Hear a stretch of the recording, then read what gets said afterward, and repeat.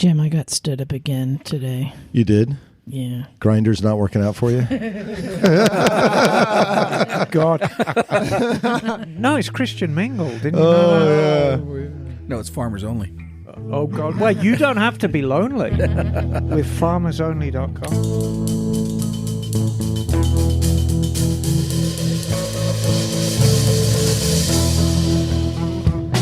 Hey there. Welcome to Motorcycles and Misfits. Coming to you from the Recycle Garage in, I can say this with all honesty, sunny Santa Cruz, California. But chilly. Emma's ready to move. She's ready to bail. I'm ready to look for tropical climate. Screw this shit. It got below 52. I can't handle it. Yeah, it's you know, it's No, chilly. it's cold, yeah. But look, we can't complain. We're sitting in a room with the window open. Yes. It's much worse. No, that just lets the funk out. It's got nothing to do with temperature. No, I was out working on the shop today. I had my shirt off. It was really nice. Really? It was a lovely afternoon. Always have your shirt off. I know. That's why you're naked, Jim. Yeah. Hey, It's the only reason you everyone. hang out with me. This is Liza. And I bought a Yuasa. But we will get into that No, later. you didn't. But we will get into that later. Joining me in the studio, it's Stumpy John. And I am one motorcycle short now. Well, I'm short all the time, but one less. Yeah. Shorter. And let's see, forgetting to mute her phone, it's Miss Emma. No, I'm sorry. I thought I turned the volume down. Aloha, darlings. Yes, ignore my phone. I'm working on the volume right now. All right. And joining us again with the best laugh amongst us, it's Craig.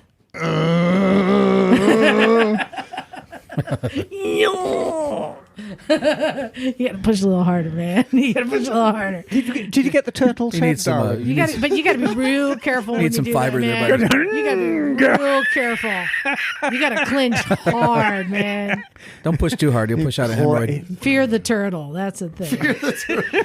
Don't fear the Reaper. Such in cloth. Fear the turtle. Don't fear the Reaper. Fear the turtle. Oh, and of Which course, is worse. it's our favorite naked guy. It's Naked Jim. Hey, Mama told me not to come. Wow. We could just, for did the next 20 anyway. minutes, we could break that down. I thought that'd be a good little onion gift. You can just unwrap that for a while. Oedipus, leave your mother alone. All right, joining us from sunny Veneta, Oregon. Is it sunny? It's Bagel. Yeah, it was actually mostly sunny today, but cold. It's very cold here. Yes. Although not as cold as it has been the last few days. It was actually above freezing, so that was nice. Oh, that's jolly. Nice. Also joining us from Veneta, a special guest, a return guest, but it's been a while. Our one of our, a chick stan, Old a chick school, stanner, like legit. a friend, a legit biker, and a superhero. It's Steph Yu. Hello. Hello. Hey, Steph. It's been a long time since you've been on here. Yeah, actually, it's been years, many years, several years. I don't know. Time dilates and it's weird. Yeah. And just to recap, you were on our show. That was 2016. 2014 or 16. Maybe. 2016. Because we went to Pakistan in 2017. Or was that the same year? Yeah. It might have been the same year. I think it was the same year. Yeah. No, I think she was on the show in 2017. Yeah, 2017. Yeah. Well, because you were, as Emma says you're crazy. Because you spent a couple of years on a Vespa traversing all over. Crazy like a fox. How many miles did you put on that thing? I think it has 78,000 Yeah. miles on it. Amazing. Amazing. And it's in Lisbon now, so. Yeah. Well, yeah. Then you came back, and then you got trapped in Boston for a while. Trapped only because I think you're like a bird who needs to fly, and it was just sad reading your posts about like wanting to be out there on the road, living life, being free, but being trapped. But it was, I mean, you survived. The summers, definitely the winters got bad for you. Definitely. Yeah. But And you have your BMW motorcycle, and then your scooter that you rebuilt. Yeah. Took apart. So the Vespa. After I dumped it in Alaska, it was rescued and fixed it up and flew it from Toronto to Barcelona. It's all coming back to me. You crashed and broke was it collarbone? My clavicle, yeah. Yes. And had to leave it there. Yeah, I thought it was just like the Dalton has it now. And then that's why she couldn't take the dirt biking class in preparation for Pakistan. Mm-hmm. And I had to teach her on this goat trail, traversing goat trail. Yep, and it went up to like this little lake where we were having lunch. Lake. Oh yeah, yep. Yeah, I rode that path this past year. I took somebody up there. I'm like, I want to show you a really cool path. And you were just white knuckling it. But then you learned. Yeah, but your instruction helped. Yeah, and it was very much like jump into the deep end. It's like sink or swim or fall off a mountain. But I mean, wait a minute. Broken clavicles. I mean, that's quite serious. Have you suffered any long-term effects from that? Or I have a nice titanium plate now. Okay. And a 6-inch scar. But aside from that, any residual pain, any loss of movement? No, I did all my PT as recommended, and I have full range of motion. So you had to get the scooter. Pretty fortunate about that. So you had to get the scooter from Alaska back to Boston, where you tore it down, got it all fixed up. Yep, and its inaugural ride was to Barcelona. Yeah, so list all the places you've taken it to since then. Since Alaska. Went up to Toronto, flew it to Barcelona, rode it across the Pyrenees, so hit a little bit, got into France a little bit, Andorra a little bit, and then back through the Basque region, which was awesome. I love that part of Spain. And then down Portugal, and parked it in Lisbon in October of 2019, expecting to come back in spring of 2020 so that I could take the ferry to Morocco. And we know what happened in 2020. Yeah. So it's still in Lisbon. Now, is it with a friend or is it in storage? It is parked. It's parked in the basement of the Vespa Club of Lisbon's president's basement with a bunch of other bikes that have sat there for longer than mine. But I'm going to owe him so much beer when I get back to Portugal.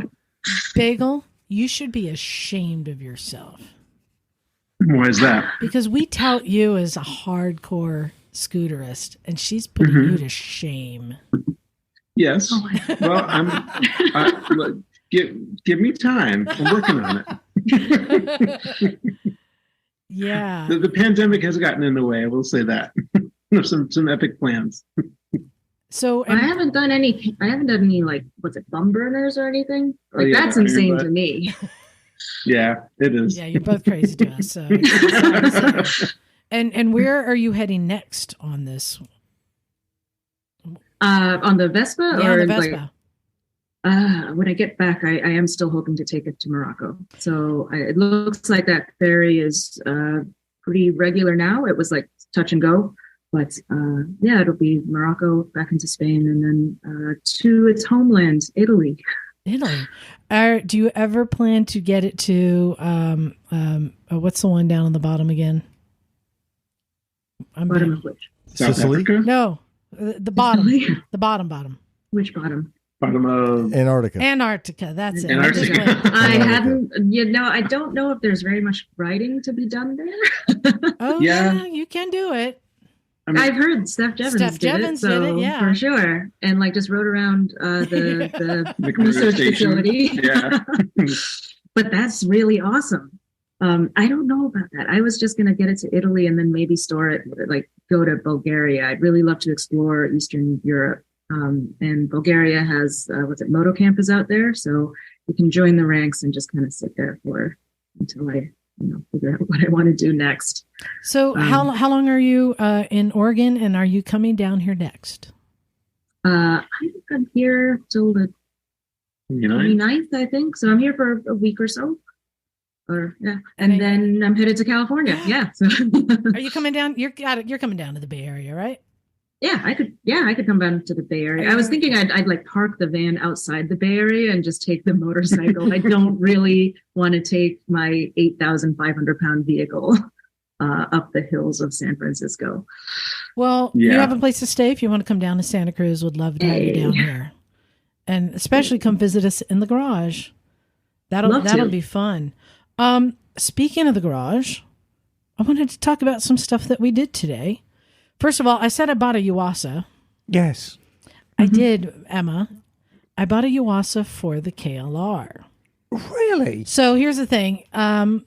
Emma, she scolded me Deservedly so. last week for buying a Amazon battery that was not a Yuasa for the KLR. Well, I'm going to stop you there because when it comes to batteries, I mean, I've preached in the past. I've said, look, there's batteries and then there's the Yuasa.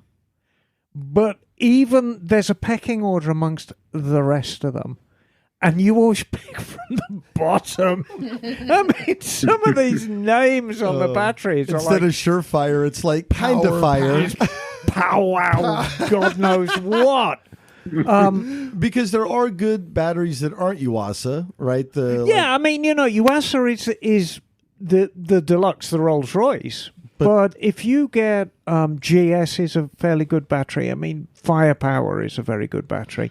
But once you're in like the bottom feeders, do you know and this is probably libelous, and we probably get sued for this. But it makes one of the worst batteries is the AutoZone own brand, and I can't remember what the name of it is now, which is probably fortuitous. It's the AutoZone Catch-A-Fire. Yes, I think is what they call it. and they are just awful. And they have destroyed many a regulator, rectifier, and stator.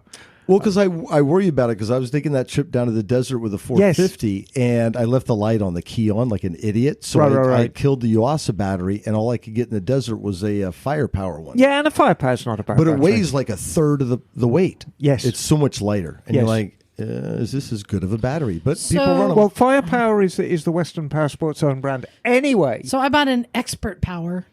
Expert Power. Battery. X-PERT. None of this amateur power here. No. Expert Power. And out of the box, put it on the charger, and it wouldn't go above 10.5. Which indicates to me it had a dead cell. Right. Was it sealed, or did you have to add the stuff? It was sealed. It's a 9-volt motorcycle battery. Yeah, there you go. But here's the deal. It was a lantern battery. But here's the deal. I went on Amazon, and actually I ended up having to... I kept doing the thing where escalating it to, I just want to talk to a person, because when I tried to return it first, it said the purchase was longer than like 90 days. I'm like, no, I received it yesterday, But I got a person on the phone and said, yeah, I have a battery. It's not working. I want to return it. They're like, okay, I see order number. Okay, your refund has been sent. I was like, that's it? That's it? No questions? Nothing? Right. No, we're good. Do they even want you to return the battery? No, you can dispose of it. No. Wow. That is actually quite normal these days. Right, it costs more to ship it back and process it than the catcher fire's worth. So even though I took a chance on a cheap battery, so it was half the price of the Yuasa. Oh yeah, absolutely. And this was a sealed battery. I ended up getting a Yuasa that was twice, but I still had to put the acid in. Yes. But it's worth a shot. But hey, Amazon stood tall.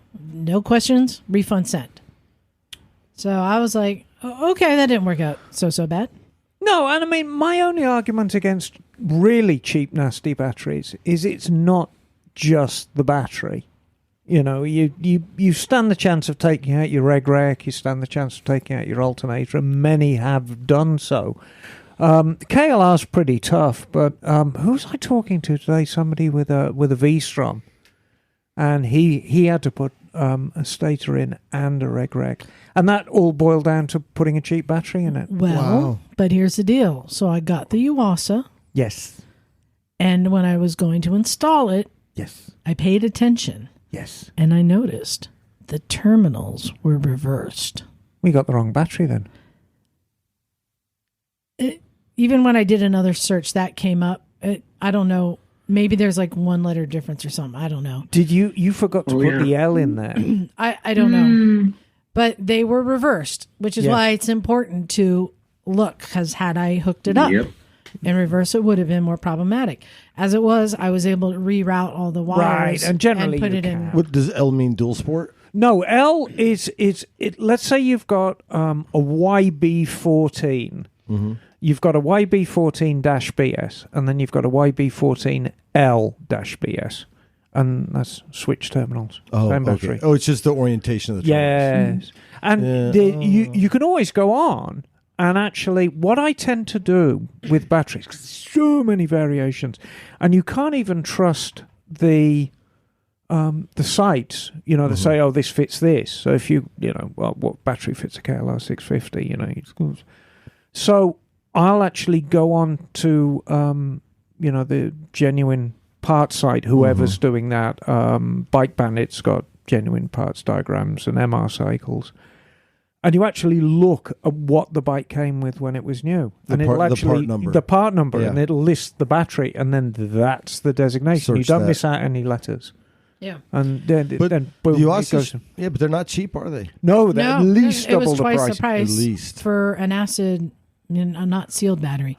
So just the kind of the tale of caution there is always check your terminals before you attach it. Should we call that a Misfits top tip? Sure. I mean, yeah. But then we had another project today that was fun. Yes. And this one has a little backstory to it. So, Jim, did you meet Jake 2.0? No. So Jake 2.0 was in here today. A fine fellow. Yes. And as the rule goes, when I was like, tell me your name again. It says Jake. I'm like, oh. I'm so sorry. We already have a Jake. So you're going to need to get a nickname. And Charlie and Mike had just arrived. I'm like, oh, you guys are here. You're here for a special moment. I need to give him a nickname. And she said, what's his name? I says, Jake. She said, oh, so Jake 2. And I'm like, no, you can't do that. You can't just blurt something out. You got to think about it. Once you say it, it sticks. It's done.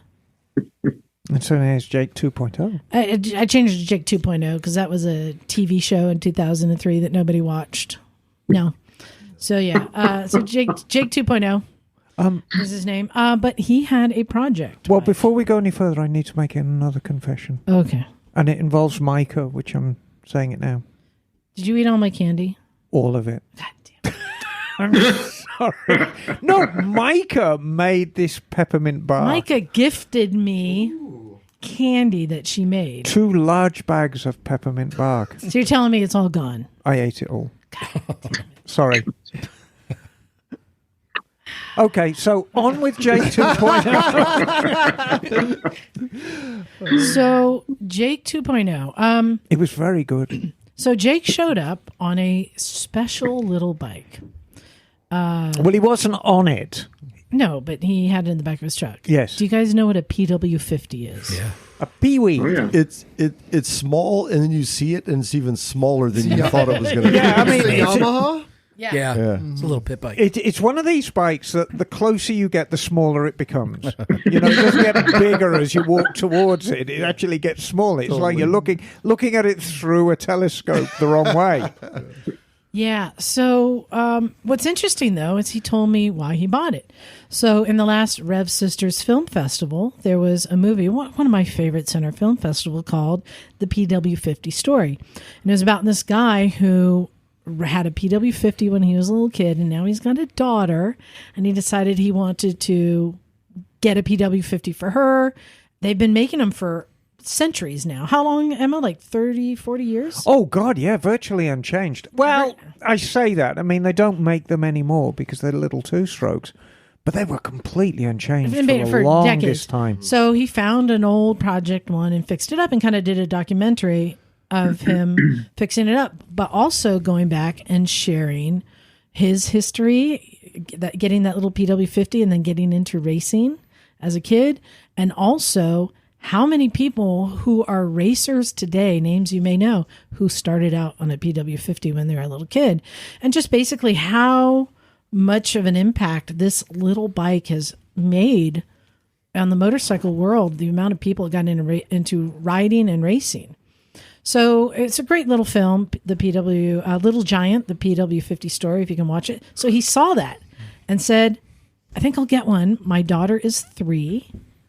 Maybe I'll get one for her. So he found one for a couple $100. And $300, and he brought it in and was taking it apart to clean it all up. It's mostly all there, wouldn't you say? No, I'd say it's complete. It doesn't appear to be too banged up. It's been sitting for a long time. Tires are flat, carburetor was gummed up.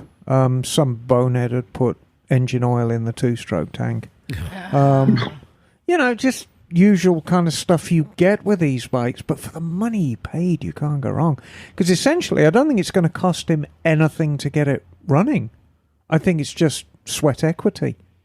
Craig, these bikes are so small, I'm pretty sure it's a safe bet you would not be able to ride it in the parking lot. Like, I don't think you would fold. Craig, he would get small. 2 of them and be like roller skates. Yeah, there you go.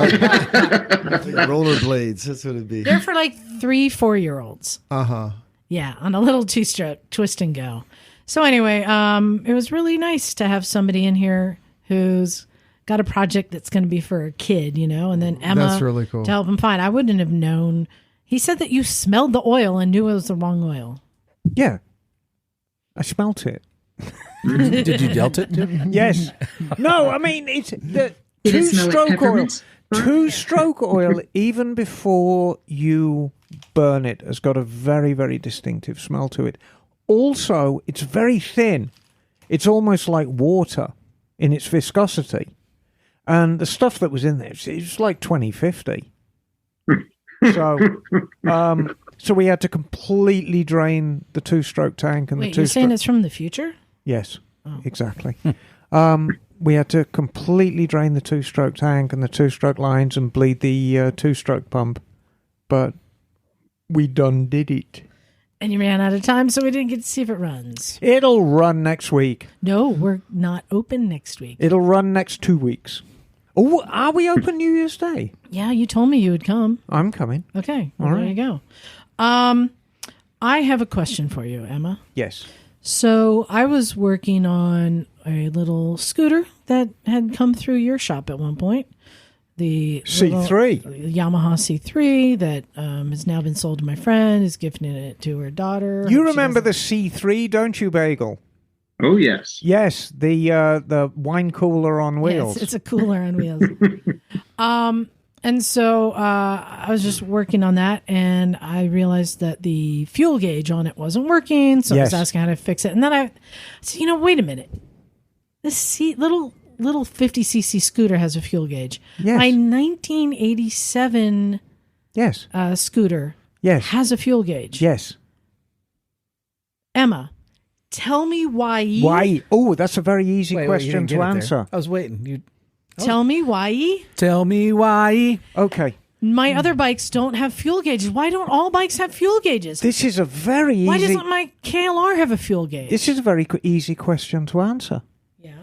And it's determined by the market. And it's exactly the same reason why Bagel's Heinkel HE111 has an electric starter when virtually no two-wheeled vehicle had an electric starter at the time.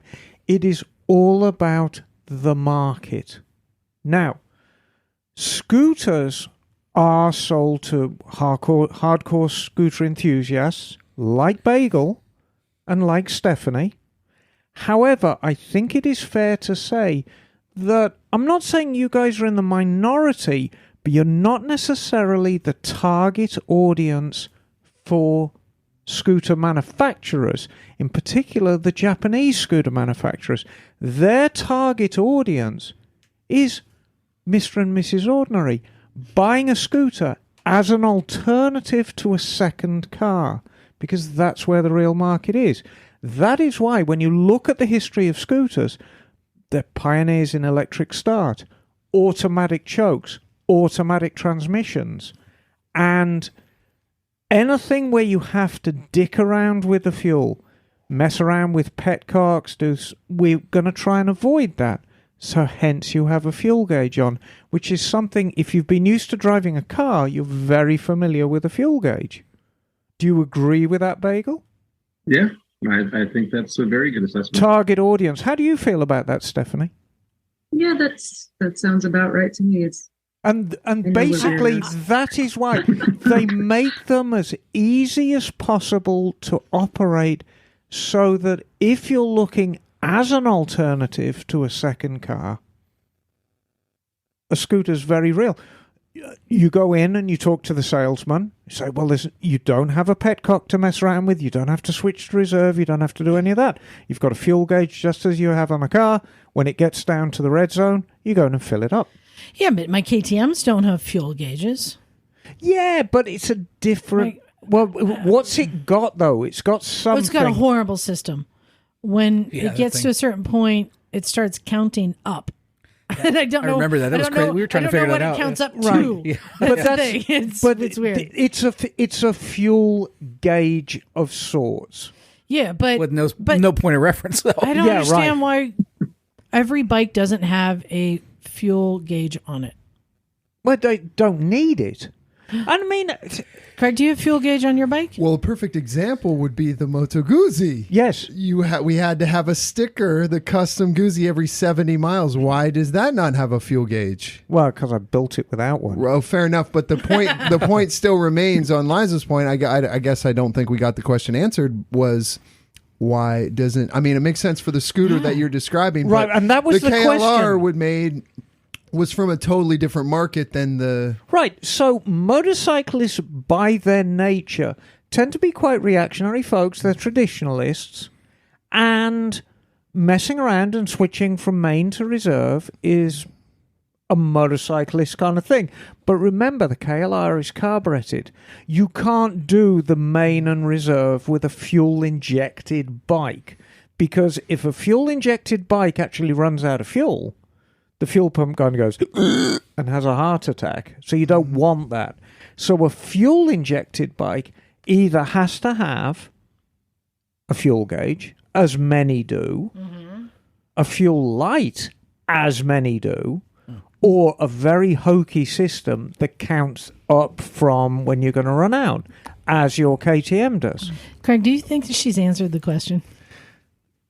She's in the ballpark. I'd still say, why does cheap little scooter have one and a KLR doesn't? I don't understand. It's a different market. Steph, you have a guess?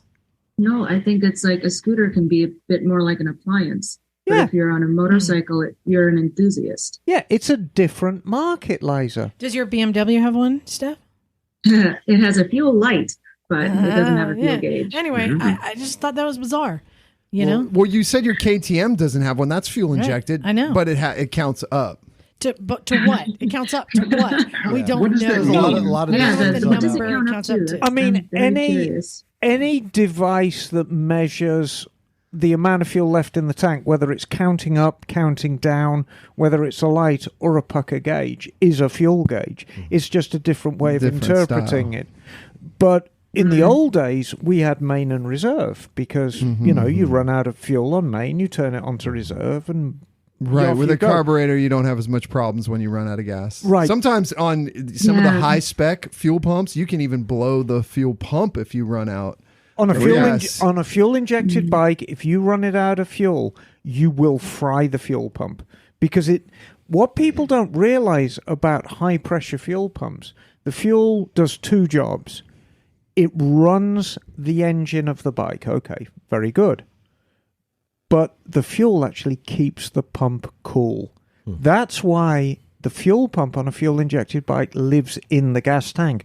The actual fuel itself is keeping the pump cool. How complicated is a gas gauge? You have the little, basically a ball cock, a float in the tank. You have a float, and then you have like a rheostat. I love the junior hires here.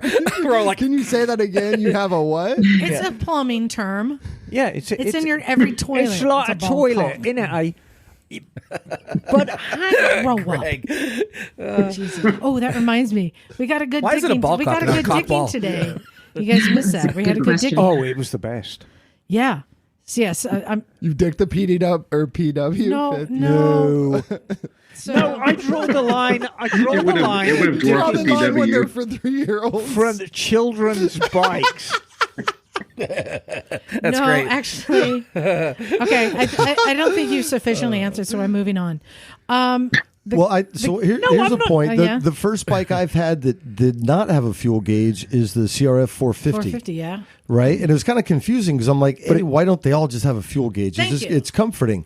But it gives you all this other data, and I think it's just meant for, rallying, rally raid type racing where you're looking at your fuel consumption. But the same thing, it'll tell you how much gas you've used, what your miles, how many miles per gallon you're getting. But there's no simple bar of Do you want the real answer? You want the real answer. You ain't going to like it. It's not a cost-saving thing. Yes, it is, Liza. Every single bike that we ride is built to a price. Every single one. And if there's a budget for a fuel gauge, it gets a fuel gauge. If there isn't, it doesn't. It's as simple as that. For people who work at major manufacturers and design and budget bikes, please put fuel gauges in all of them. Thank you. All right. So, yes, we had a good victim today. I haven't seen that yet. So John, you sold a bike. It's as big as the end. It's bigger than the engine. And the new owner, Nathan, came on down to the garage today. Yeah, it was good to see him here. Yeah. With a couple of his buddies. Yep. His dad and his some other guy. Oh, that was his dad who hit me. What is it? What's the Well, they were bike? all excited when I showed up. They were like, "Hey, I got dicked."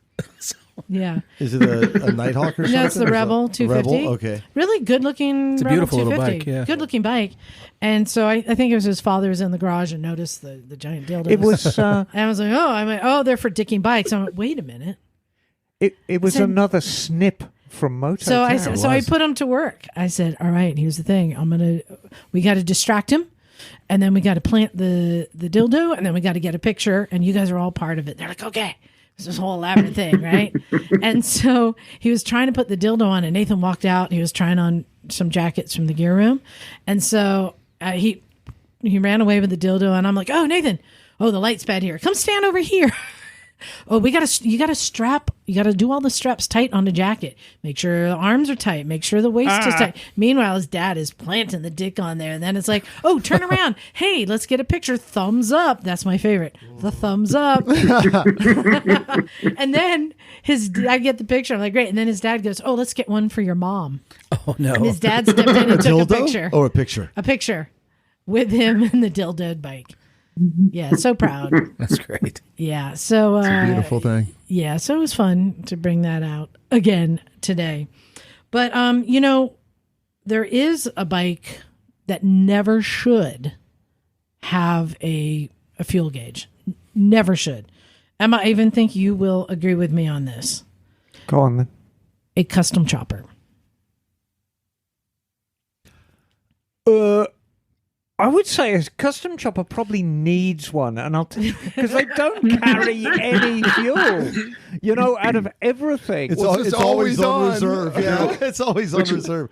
What you need is a trip meter, not a fuel gauge. Well, the first thing that came to mind are those choppers with the little tanks, but they've got the clear tube that runs on the outside that acts Right. as Oh, like a yeah. sight gauge. yeah, that's a fuel gauge. That's a fuel gauge. Yeah. But that was my segue into choppers because this is kind of big news. I don't know if you guys heard. And if I asked you, what is probably the most successful motorcycle movie of all time? Easy Rider. Fritz the Cat. Easy Rider, right? Easy Yeah, Rider. Easy On Rider. any Sunday. I mean, we know On a Sunday is the best, but the most successful is Easy Rider. I like Fritz the Cat. I did too. Well, guess what? They are remaking it. Oh no! Oh yeah, I heard that. What a nightmare.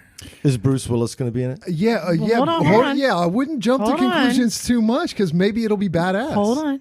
It's going to be a modernized remake, and it's only Oh, in no. Just it's don't only in even do pre-production it. right now. So somebody's bought the rights, and they're starting to put this Why? together, which means we have an opportunity to make our suggestions of what bikes we think should be featured in the new Easy Rider.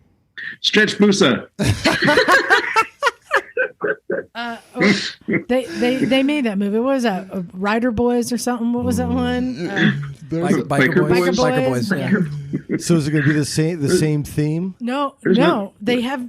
It's not. It's they haven't modern. said anything yet. I think they're just bought the rights. It's going to be like the remake of Point Break. They're not scared of you, things should man. not be Well, remade. because it was a Scared of what you period in represent. culture that's going to be Exactly. hard to replicate Yeah. a remake. I want it to work, but So here's my question.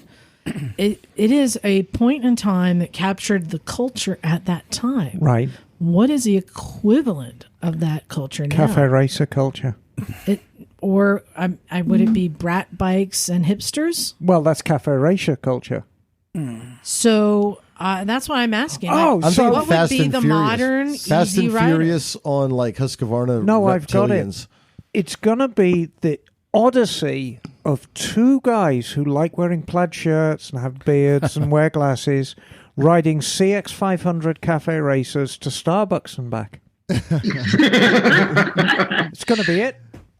Okay, but And hear me out. 3 hours of it. Is there Yeah, any, 3 hours of it, and there's going to be and there's going to be 10 minutes of bike riding footage, and the remaining 2 hours and 40 minutes is going to be them sitting in Starbucks talking about current okay, events. but hear me out. Hear me out. What if it was a ruckus and a grom? Dumb and Dumber 3. A stretch ruckus and a newbie. Ruckus. Yeah. stretch ruckus. Or Navi. Yes. Navi. With lights. No, I'm saying like you could actually dig into the culture, and I mean, talk about. We were just talking about who are some of the hardest core riders right now. Okay, you like know- the dude going around the world on a monkey bike. You know who? That's a hardcore rider. You know who I would cast potentially in the main role is Danger Dan. Danger Danimal. Yeah, Danger Dan. Yeah. She's a, But and not scared of we you, were just man. That's saying what you represent. the kind of riding that Steph and Bagel do are some of the Right. hardest core riders. Is there any world that Easy Rider could be scooters? Scooters. So essentially, they're capturing the sense of adventure in the modern world to escape the. Freedom. So it's still going to try to have that adventurous spirit, Well- kind of capture the essence of what the movie is, but adapted for a post-pandemic world. It had a countercultural component too. Right. What is counterculture these days? That's the question, isn't it? Yes. It's probably Scooter. Yeah, right. Scooters. Scooters in No, so that is my question. Or Ooh. No. maybe it would be. This is going to be somebody who wants to get promo. Getting their bike in there is a big deal. But they're paid, to have it paid in there. It could be a CF Motos, right? No. Oh, wait a minute. We're missing the obvious. Is there any world that these are e-bikes or like zeros? No, then you get into Japanese anime, which would be but badass. think about storyline. it could be furries. Akira, Running out of man. juice and Akira. having to stop and bum electrons off of people. I'm already falling asleep. I'm No, like, Yeah, seriously. No, so how do they make this and make it Exciting. modern and exciting? What gotta- would you want to see? You got to center it in a countercultural movement. Okay, so two furries riding zeros to the Portland Pride event. There you go. All right. Actually, seriously, I was thinking if you centered it in the LGBTQ community, that would be interesting. Yeah. That would be interesting. Yeah. Yes. No, I'm trying to think. I mean, no, let's go back seriously. Do you think The furries or the zeros? yeah. Do you think that this will most likely be choppers? Because choppers are still around. It hasn't died. And at the time, I mean, these were kind of outlawish bikes. So, do you think these would be choppers? No, I mean, Craig kind of nailed it. Easy Rider, part of the success of Easy Rider was it was culturally very much on topic. I mean, if you take the whole culture of the late 60s and the counterculture of the late 60s, it's really summed up in that movie. And that was part of the success of it. And the problem is if they use choppers now in 2022, it would be some sort of awful, like, American chopper or, East Coast, S&S. or something, which really are decade old anyway. I mean, I can't remember the last time I saw a chopper on the road. All right. I'm just going to say it's not going to be a sport bike because that's. I think it wouldn't even be an e-bike because that would be the culture. That's the direct. Okay. Well, let's break this. So I have a thought. What about like either a dual sport or supermoto? Because if part of the idea is getting away, it's just like going on a trail somewhere. But where did they travel from? From what, California they went through New Orleans. Yeah, they went through the desert, Arizona, New Orleans. Right. So you have to go on a long trip. Well, you could combine it with a Trans-America Trail.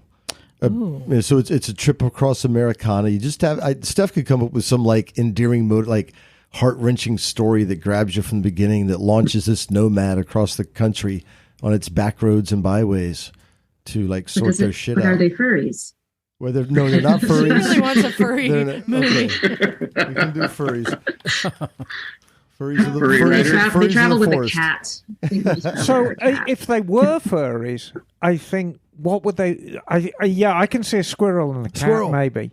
A squirrel? I think one of them has to be a squirrel and the other. I like cat furries. I thought maybe like a raccoon. Or maybe a pig. Riding a Harley. I think that's too. Or like a ferret. They're good with their hands. Or like Sonic the Hedgehog kind of thing. I have an idea. I have an idea. Painful. Yes. I can see this. Yes. I can see this. Hear me out. Okay. A Ural and a Royal Enfield traveling cross country with furries. No, furries in the passenger. Hipsters. But except they're not American motorcycles. Well, hipsters are just furries. No, it should be kind of. I'm just thinking that. Captain America, the original. I know, but I mean, what are you going to do? I don't think it ride needs to be an American, but I'm just thinking bikes that aren't the best, but would do it and create a challenge and a story along the way. Realistically, what I think it's going to be? And they can have a dog. Yeah? Yeah, I think realistically it's going to be a lot of product placement, probably for Harley and or Indian. So maybe they'll have one Harley, one Indian, and riding those cross country. That'd be my guess. I'd like to. Our stories are way too aspirational. I think it'd be awesome to have a chopper, and where we see bitchin' choppers, and not to make this nexus, but when we go to Corbin's for 4th of July, the HA guys roll up, right? Mm-hmm. And if you just look at their bikes, by themselves, the bikes are fucking bitchin'. They're all choppers. I think we'd call them all pretty much a chopper. They're all super customized. Those guys, you could say, live a life of some. But they're all riders freedom. Too. They all ride hard. So I think if you were to pluck one of those HA bikes out of the lineup and put some hip progressive dude who is also a badass on it, or a female even, right? Why not? Or someone fluid for that matter, have them ride on it. I think it'd be dope. So I think you could totally have a chopper. Just have a badass chopper that's all rat rotted out, and some equally badass human riding it. Okay, I think I've got it. I'm close. I'm very close. And this is going to be... Are you drawing a picture over there? No. What bike did you just say? A clapped out rat-rotted Harley. Yeah. Okay, got it. I think I know what it's going to be. And I think I know who it's going to be. All right. I predict... Yes. This new Easy Rider is going to feature Ryan Gosling and Milo Ventimiglia. And they are going to be Dyna Bros. So it's going to be Sons of Anarchy, but on the road. No. I think they're going to be... I thought you for sure you were going to say Zac Efron. I think they're going to be Dyna Bros. It's going to be Chris Pratt. It'll be Joaquin Phoenix and Zach Galifianakis. That would be amazing. Seriously. That for sure. Yeah. Well, now you're talking like Harley Davidson and the Marlboro Man. Well, now you're turning it into a comedy. As long as it's better than Wild Hogs, I think we're good. I'm very curious to know what bikes are going to use and what this story will be. So this is an opportunity for you, the listener, to email us your prediction. And what will the cultural conflict, like obviously in Easy Rider at the end when they were shot by the redneck crackers in the truck? So what's the modern? You're like, you call this a soy latte? I've got This it. isn't a soy I've got latte. it. It's a Tesla driver who falls asleep on autopilot and T-bones him in an intersection. Modern times, man. Wow. Modern times. Wow, modern times. Very, very apropos, though. So email us. Let us know what you think, because I don't think they've announced any details. I don't even know if the production crew has really decided yet. No, they said they're still writing it. It could be some old like BMW and and Kawasaki police bikes bought from an auction and traveling cross country. That could be interesting, because that brings up whole stories when you're riding old police bikes.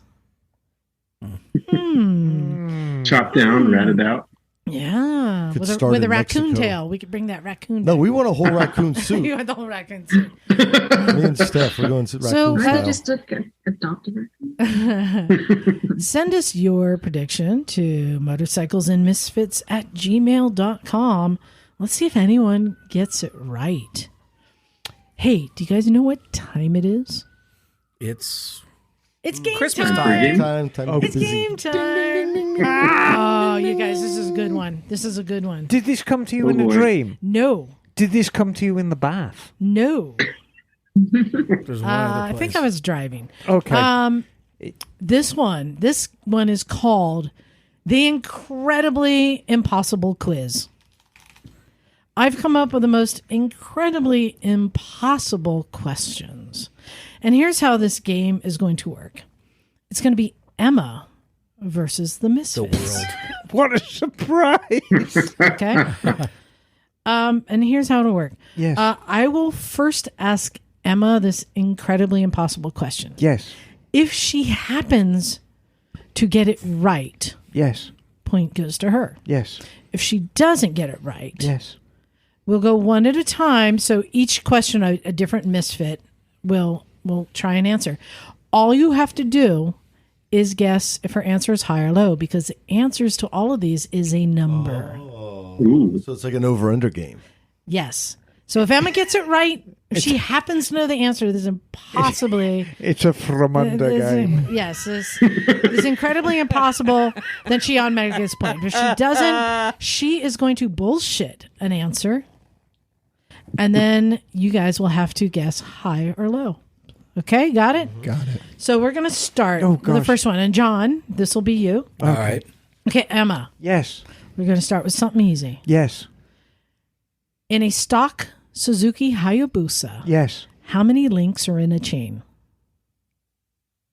In a stock Suzuki Hayabusa. Yes. How many links are in the chain? 108. Okay, that is not correct. So, John, do you want to go? Is the answer higher or lower? Do you want to go higher or low?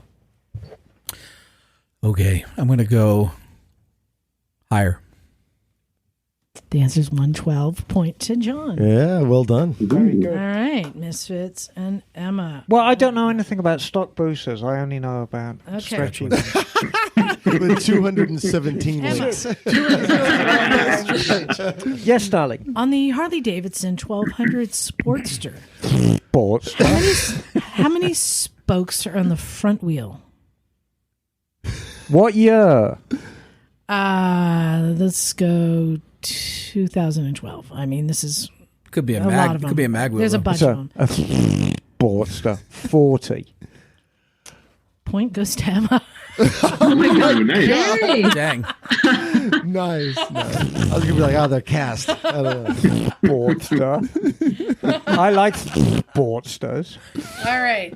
So, all right. Emma, Yes, on a darling. Triumph Bonneville T120, Ah. how many liters of gas does the tank hold? Wait a minute. Are we talking about the old T120 Nope. or the new T120? Yeah, current. 12.5. That is incorrect. Craig, how many liters do you think the T120 gas tank holds. Do you want to go higher than you said? What did you say, 12.5? 12.5. Do you want to go higher or lower? Lower. 14.5 point goes to Emma. So it was that just shy of 5 gallons? Four and it's like 4.7? Yes, 4. Because I get mixed up because it's like a British gallon is higher than an American gallon is 3.9 liters and a British gallon 3.78. Yeah, something like that. And Or is it British imperial? gallon's less. An imperial. Okay, Jim, this one will be yours. All right, Emma. Yes. What is the wheelbase on a Norton Minx? What? What is the wheelbase on a Norton Minx in inches?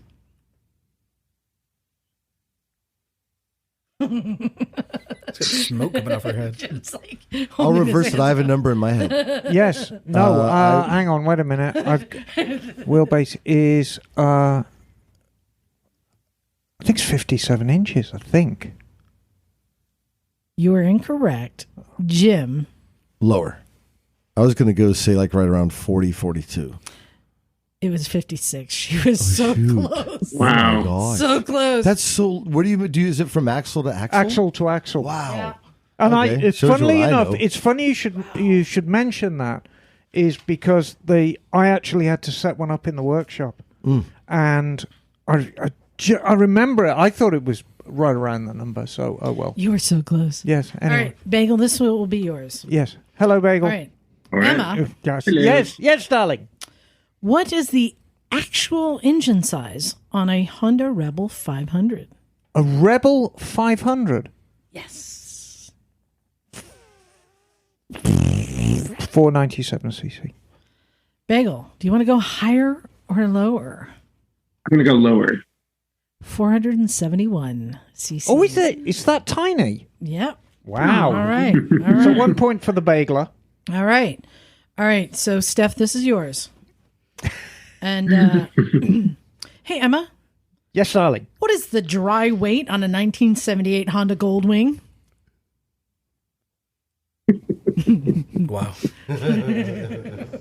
She's thinking really hard on these. 4 tons.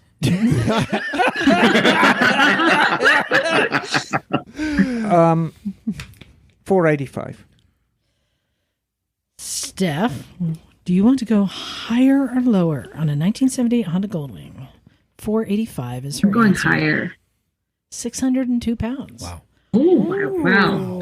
Big bike. It's got to have the better stuff on it. But, oh well. All right. Right now, the score is 2 for Emma, 4 for the Misfits. Oh, boo. Okay. We're coming back around to you now, John. Emma, Yes. at Laguna Seca, Yes. what gear is Yuri in on his Kramer in turn 2? Third. That is correct. Point to Emma. Though he said on his, was it CBR 1000? Yes. It would be second. It's second, but on the but Kramer, Kramer's it's third. Oh, she got that one.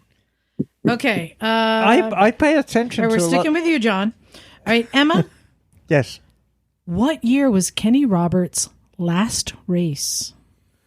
Oh, shit.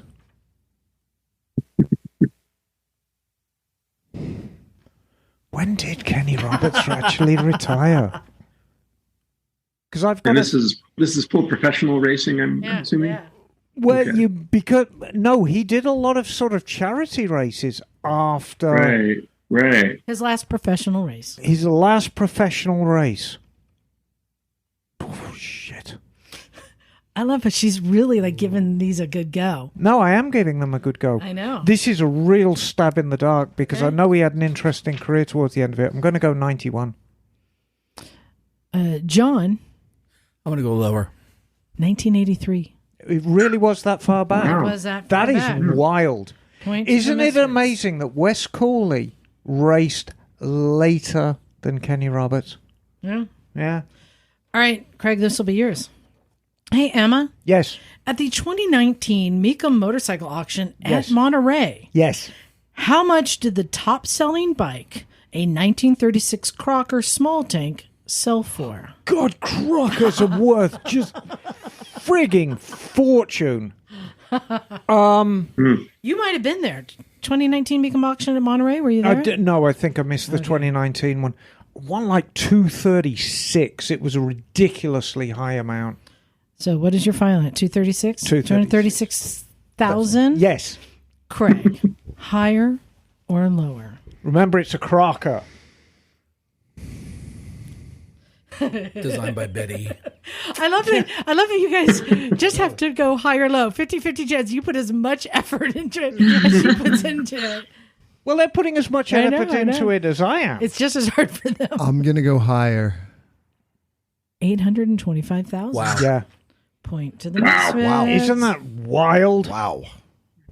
Okay, so Jim, this will be yours. Yes. Feeling lucky. This is an easy one. Totally got this one. Hey, Emma, what was the first year that the KLR 650 came out?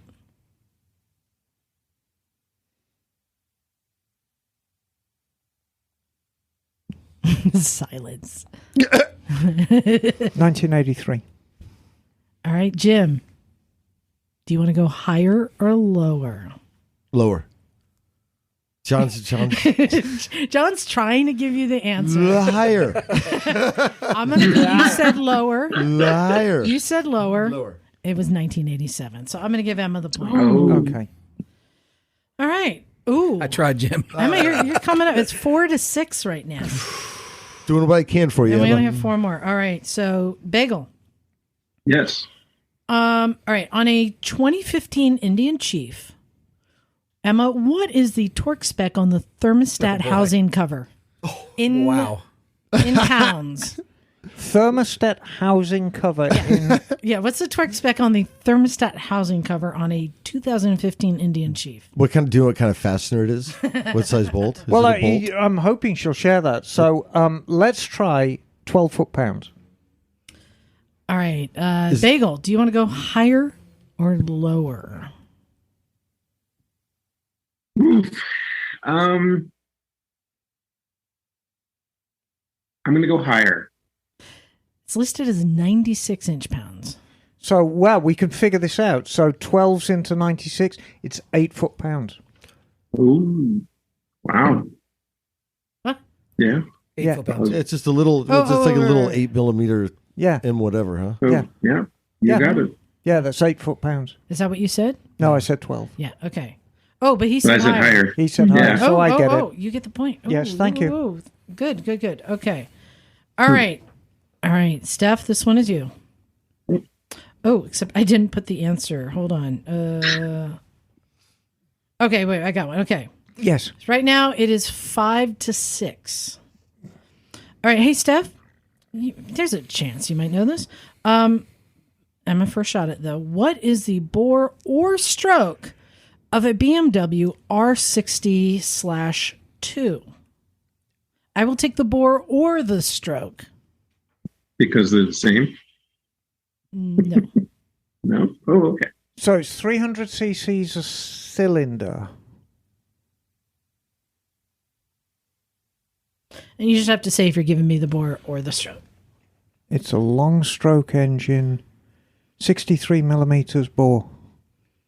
Bore. Okay. Does it have to Steph, be do you want to go inches? higher or lower?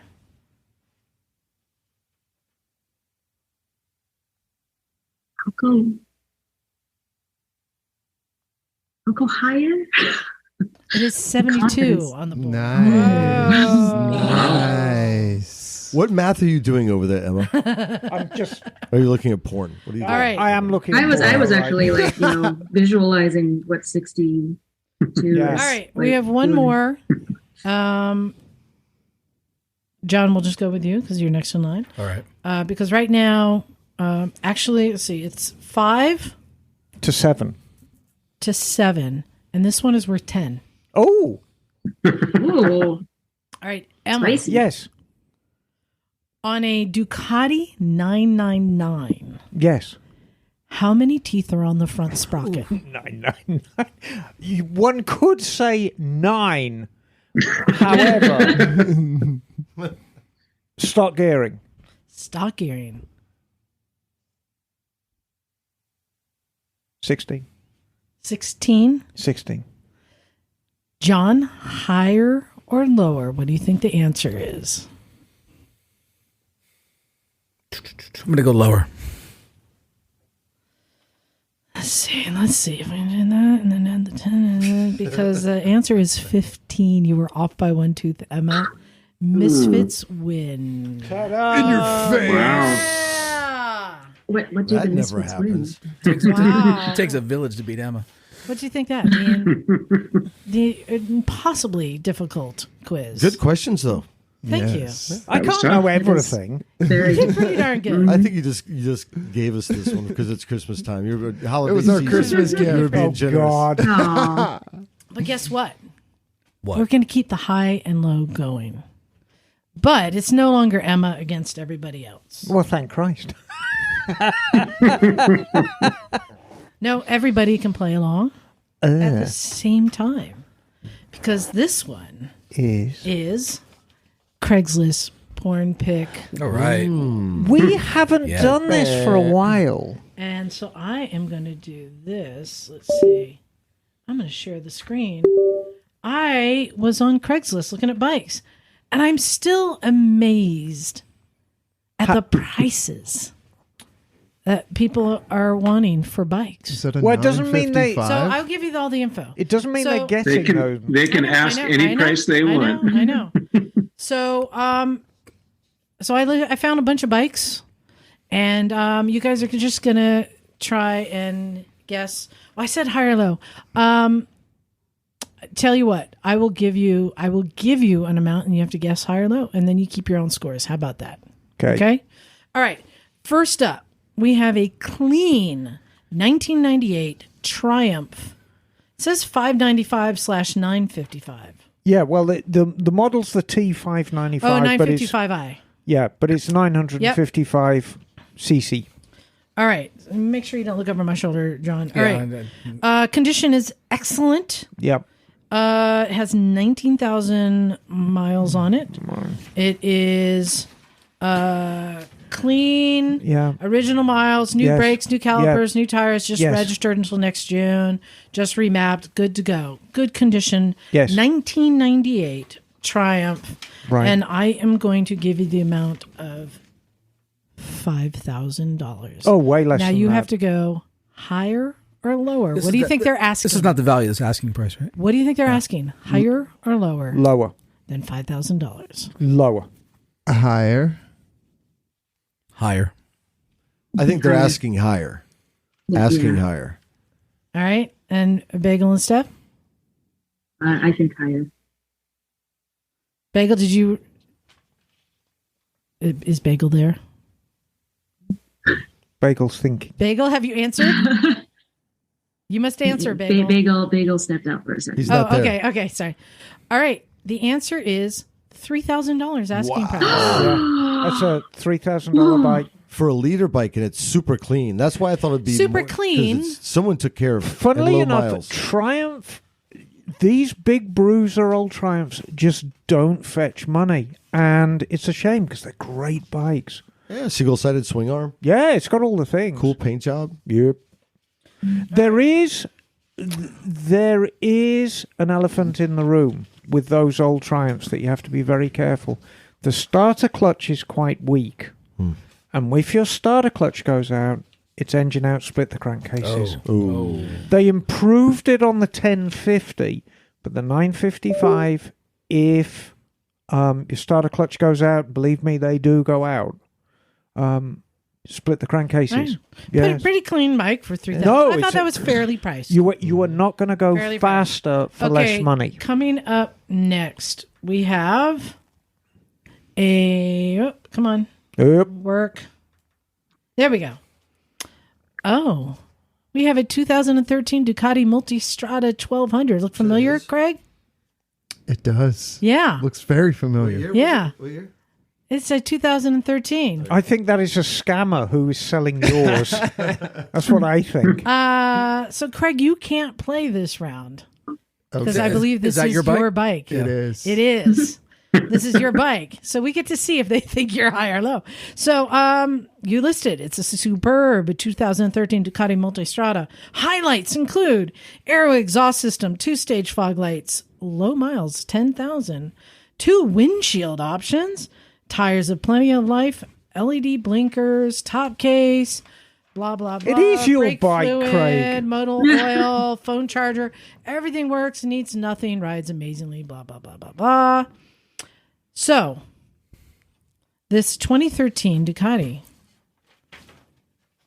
$9,500. High or low? What do you think is he asking? Higher or lower? I'm going to go lower. I'm going to go lower. I'll go lower too. He wants to get an adventure bike. I'm going to go higher. All right. Bagel, do you want to guess? Higher or lower than $9,500? Man. I'm going to go lower. Craig, how much are you asking? 8,300. Okay. All right. Nice. All right. Good job, crew. So, Emma, fairly priced, would you say?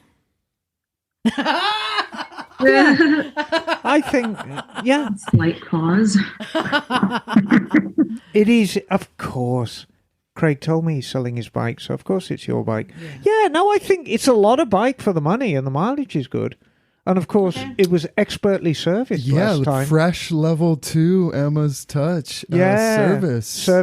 Does it have new juices everywhere? All the juices. all the juices? Does it have a Mototown sticker on it, Craig? I don't know if it got indoctrinated yet, but That will add value. Yes. But I tell you what, that's a lot of bike for the money. All right. So, for the asking price of $8,300. It's a bargain. So, next up, we have a 1977 Kawasaki KZ1000 original street drag build. This bike, original low serial number, early 80s, all steel, stretch swing arm, dual 1979 front disc brakes, 4-in-1 Mac exhaust, custom low profile seat, no low ballers, no trades. So, since 8,300, I know what I got. 8,300 for Ducati, 8,300 for Ducati. So here's a simple question: higher or lower than Craig's $8,300 Ducati? Higher or lower? You know what? It's worth. That's a $2,000 bike, and I think he's asking more. I think he's asking at least $9,000 for it, but it is a $2,000 bike. It looks kind of horrible. Does it have an e-start, or is it's got to have an e-start, right? Yeah, it'll have an e-start And it is, kickstart. as I everyone see the see, it's Kickstarter, rattle but- canned flat Yeah, it's black. Yeah, it's horrible. rattle. He's asking John, a ton of money higher or for lower? that. Then Craig's bike. So I would say lower. All right, Craig, I have to go lower. Jim, Yeah, lower. Bagel, Lower. Stephanie. Lower.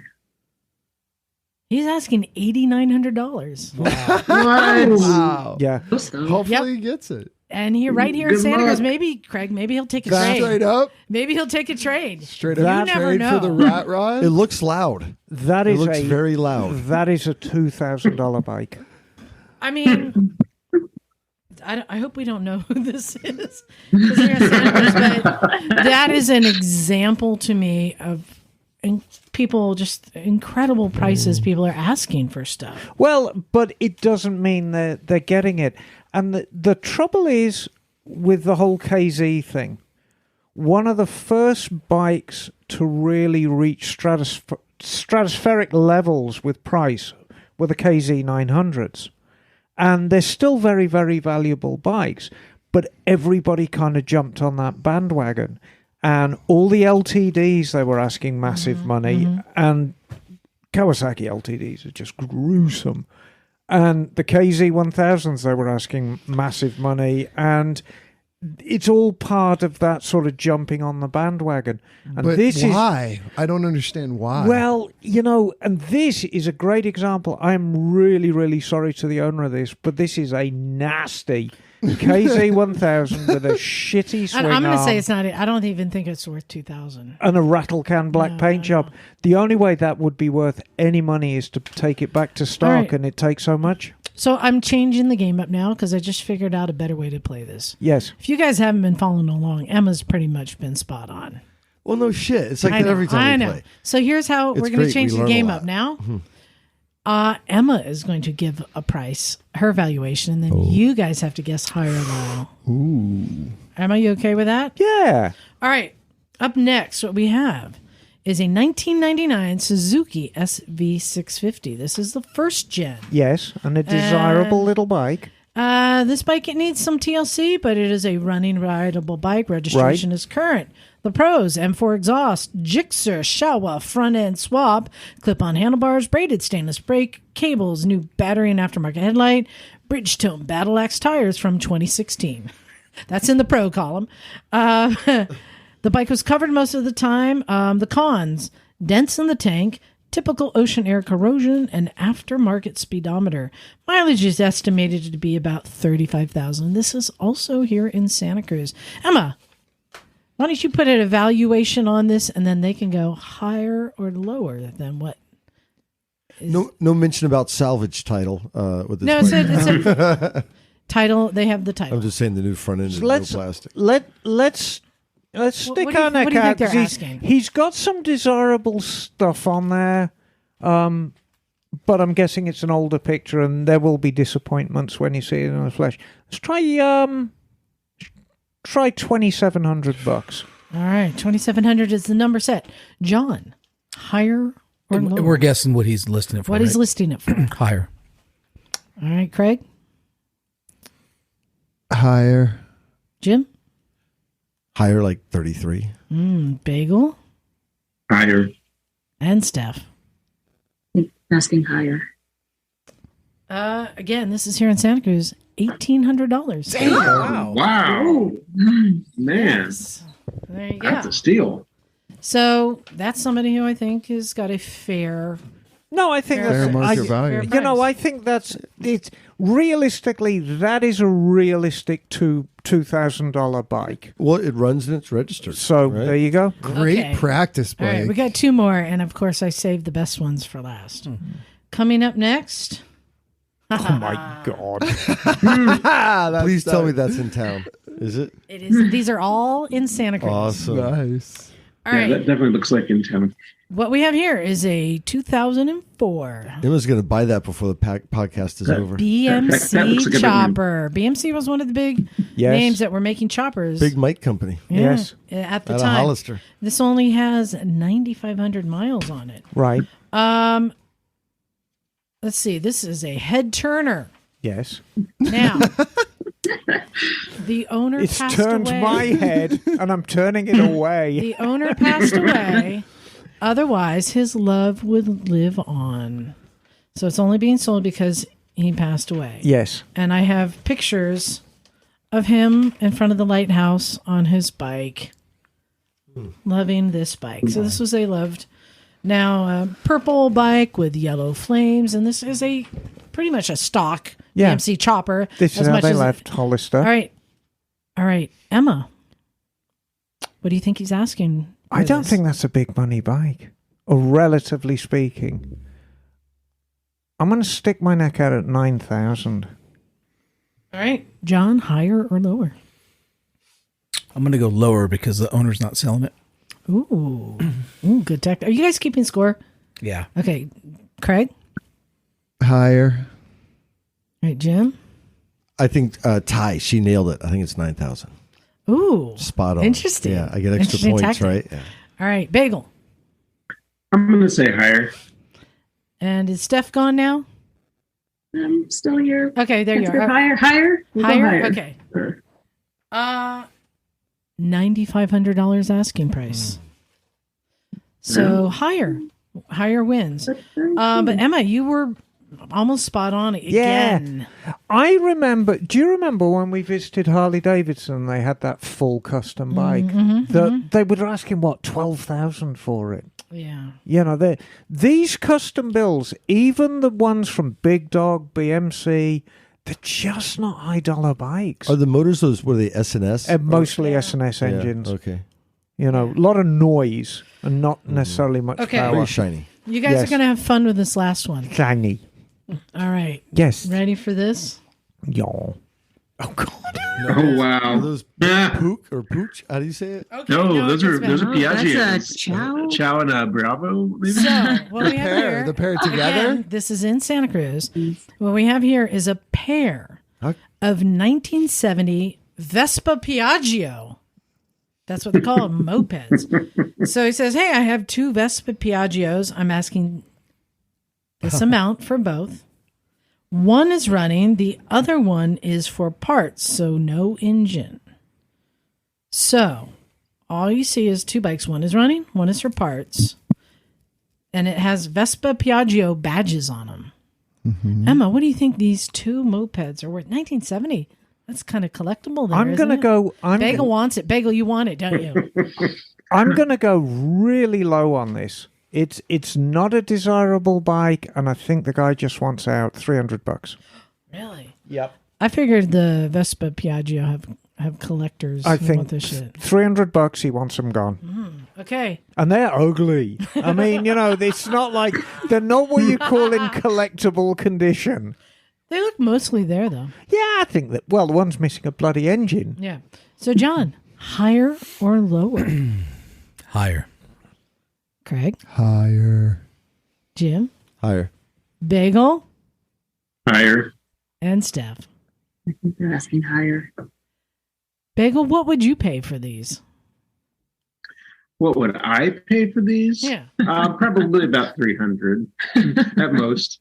But what he's asking, I'm going to guess he's probably asking somewhere between 500 and 1,000. Yeah, $700. Wow, right in the middle. I was gonna guess 600 or 700 for the 2 of them. Bagel's got his finger on the pulse. I don't think they'll get it, but Yeah, because I guarantee you, he thinks he thinks they're worth a lot more than they are. But Vespa aficionados generally have no interest in Piaggio mopeds, even if they have a Vespa logo on them, just because they're just so slow. But for somebody who's a real aficionado, a real collector, they would probably shell out a couple $100 for those. I mean, going to the farmer's market, maybe from like a mile. Oh no, Sure. you wouldn't want to ride that. Not even a mile. Well, I was thinking If it's flat, it's fine. 1 mile. I was thinking about that too, but what I see around here, like around town, like people going surfing or farmers market, now as cool as they are, people are going electric. Yes. So I think these are going to yeah. be just less desirable, just from And those mopeds are governed to a top speed. And remember, this is when they were new. Are those 49 cc? 49cc of 40 kilometers an hour. Now, 40 kilometers an hour is 23 miles Max. per hour. When they were new, Yeah. Wow. they're 40 So kilometers. that probably won't even do 20. Maybe 15. Wow. I'm sure there are ways that you could de-restrict it and get it up to a good 30, 35 if you really tried. But a good AMA Vintage Days bike, I would say. I don't think so on that either. No, I don't think it make it to the It gravel. won't even go through the grass. You could have fun with it. I think That's I what think the you could do pedals are something. there for. No, but these kind of bikes have had a rebirth with the hipsters who love like the Pukes and stuff like that they're turning them into little cafe racers. I'm not even sure you could do something cool with this. I don't know if you can coolify it. I think it'd be very I really difficult. thought because it's badge Vespa Piaggio that suckers like Bagel might just want it just Like I said, like I might The I headlight, might pay $300 like Emma said. the headlight looked like it came off a Buick. But yeah, I mean, honestly, I wouldn't even really want to add these to my garage because I have so many other bikes. I don't need more bikes in my garage that are not even really going to be that fun to ride. All right, well, I'm going to show you guys something else. I want to see if you would add this to your garage. And I'm going to say that Craig would say yes. All right. So this is something interesting. I don't know if you guys have heard the announcement, but Harley Davidson is making bikes in China. Oh boy. Yeah. Now, Emma and I were talking about this earlier. Emma, so the first round when they made the Italian Harley Davidsons, Yes. were they successful? Marginally. Is that Aramaki? Yeah. Well, an Aramaki and then Cagiva. The Aramakis were the flat singles, and then the Cagivas, which came afterwards, were the two-strokes. So they came to the rescue to rescue Harley from the graveyard. Not really. I mean, these were the AMF years. So here's my question. The Italian Harleys, were they well made? No. Were they well styled? Yes. Okay. Now we had, cut to not too long ago, we had the Indian made Harleys. Yes. Emma, were they well made? No. Were they well styled? No. And if you own one of these bikes, I'm really, really sorry. There's some questionable styling techniques on that bike. No, I agree. I despise the styling on those street 500s and street 750s. But then they showed us a bike that they were pitching for the flat track races. That was a flat track race only version, not street legal. Yes. Of the, I think, street 750? Yes. That they never produced for the street. And I'm like, what are they doing? So now they have designed two bikes. This is a 350. Yes. And this one is the 500. Yes. And Jim, I'm calling this bike, if we took off the side badge and I said, hey, Jim, guess what? Honda has reissued one of your favorite bikes, one you have in your garage, in fact. Yeah.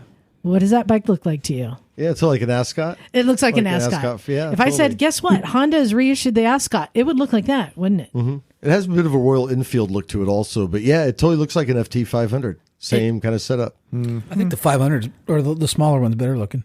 So we got the 500, we got the 350. The 350. It looks like the XR12, but It tiny. looks really Looks like a little close XR, to the yeah, right? XR1200. It's way cooler than like but a Harley Nighthawk. badged. Yeah. Now, cool. these are not for the U.S. market, but they are pairing with, who's making this? Is the 500 is the Benelli motor. Yes. Leoncino. Yes. And the 350, I'm assuming, is Benelli also? One would assume. Or not Benelli. It's the company that we met. Zhang, Yeah, that makes the SSR, we the Benelli, met all the of that. CEO. Yeah. So they're going to them to build these bikes. Now, presumably for the Asian market. Yes.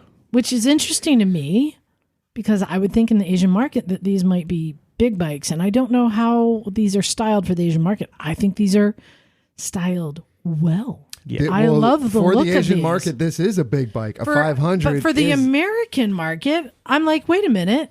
This looks like this could be a hit for a Chinese Harley in the USA. I just don't think Harley people would ever want to have a Chinese Harley, though. But with the Honda people, that's the thing. The Harley, you already have the Harley sales. You want to get the Honda sales over to Harley, that does it. Right? Dealers, I don't know if dealers would carry that, though. I mean, they didn't want the Indian made ones. Here's the deal.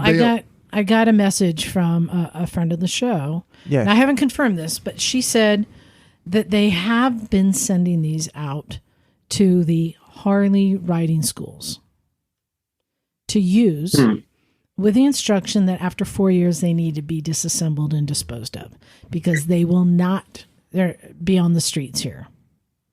At least right now, they're not planning for them to be on the streets.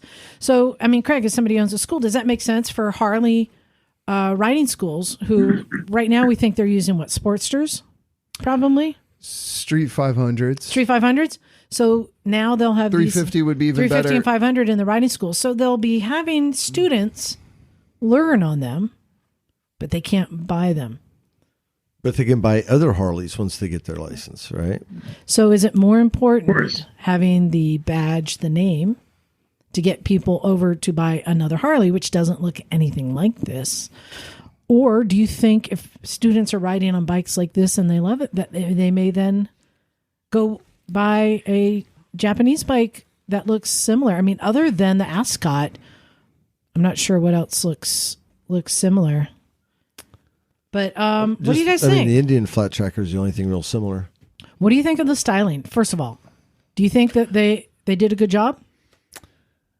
It looks chunky. Like it reminds me more of a Royal Enfield.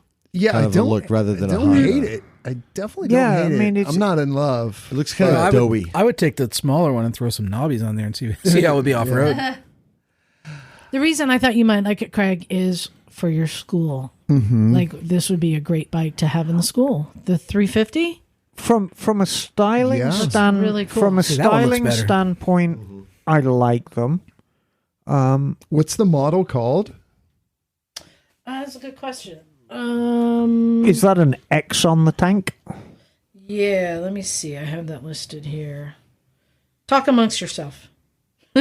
It's the right now they're calling it the HD 350 and HD 500. Okay. And so, or it was being called the 338R and the but then they changed the engine to a 353. So it keeps changing. So it's. I think you're an on HD, but it's badged on the tank as an X350. So they're all over the place. I think they're on to something releasing it through the schools because they can crank them out without having to involve the dealers yet. I also think it's great because before you had to put the 4-foot nothing person on the 500 cc's. They were forced to. So even with the 3 different seat height options, that was still a lot of motorcycle for someone very, very small. So the seat height doesn't look low, but the weight would certainly be less to manage for someone learning to ride. So here's something interesting on this 500.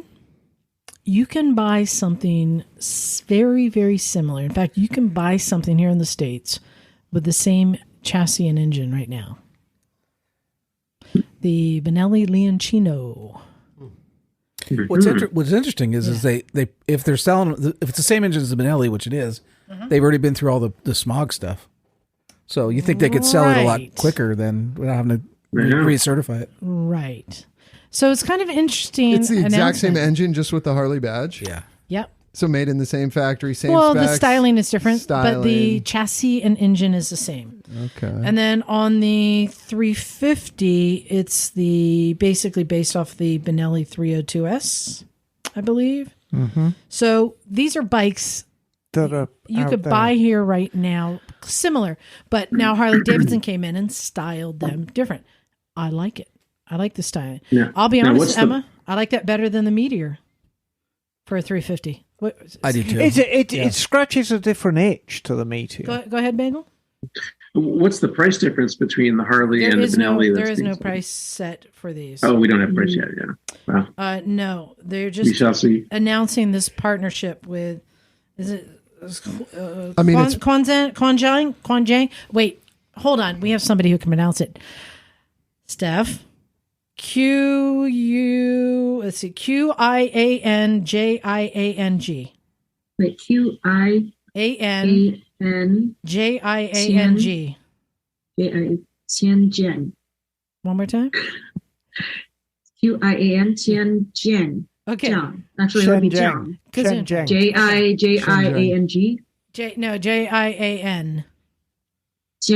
JIAN. John. So it's possible these will never come to the American market for sale, though, right? We don't know. But here's the thing. Harley they're tricky. You can't trust Harley. That's something we have learned. Yes. I bet you. Why would they release this if they weren't sniffing out the market? No, of course. Also, sorry to cut you off, that styling is for the American market. Well, I wondered how successful Indian was with their 750. Was it the FTR, their flat track? So I wonder how successful. That's a whole different. That's a different animal, though. It is, but it's the same styling, right? It's a flat track bike, and it looks very similar. So I wonder how successful they were with that. That's an American-made bike too. Right. I'm just saying if that were to come to America, price it right. You saying how tricky Harley Davidson are, which I actually agree with. I think it may be their downfall here, and I'll tell you why. Do Honda make bikes in China? Yes. Okay. Do Kawasaki make bikes in China? I'm going to say yes. Yes. All the Japanese manufacturers make bikes in China. Suzuki too? Yes. Yamaha. That C3 was made in China. However, the Japanese manufacturers are absolutely dedicated to quality control. Absolutely dedicated. Harley Davidson are mostly dedicated to keeping their shareholders happy. And Yes. I think unless they really, really monitor the quality control of these bikes, I think it's going to be their downfall. And make no mistake, the dealers spend plenty of time doing recalls on the Chinese-built bikes from Japan. These are going to be an absolute nightmare. Emma, what's the cheapest brand new Harley you can buy right now? You walk into a dealership, what's the cheapest bike? It's probably the 883. How much does that go for? $8-9 grand, right? Yeah, it's like $9 grand.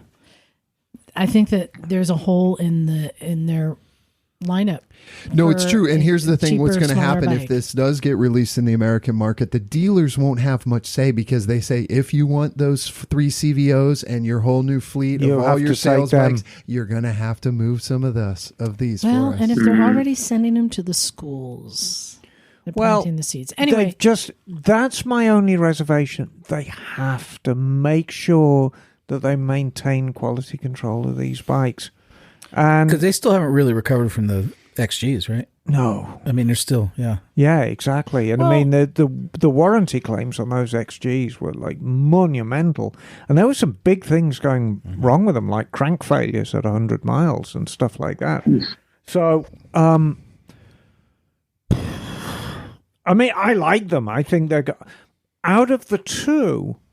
I'm going to play devil's advocate. I like the 500. I think they have the 500's very, very meaty. I like that front end. It's got giant rotors on it. I'm going to say it looks like a Dyna and a CB750F got jammed together. But look at the size of those front rotors. You can barely see the spokes of the front wheel. It's a good-looking thing. It's got upside-down forks, and I like the kind of two-tone paint job. And it's, the XGs. Everything was kind of painted flat black. I mean, everything.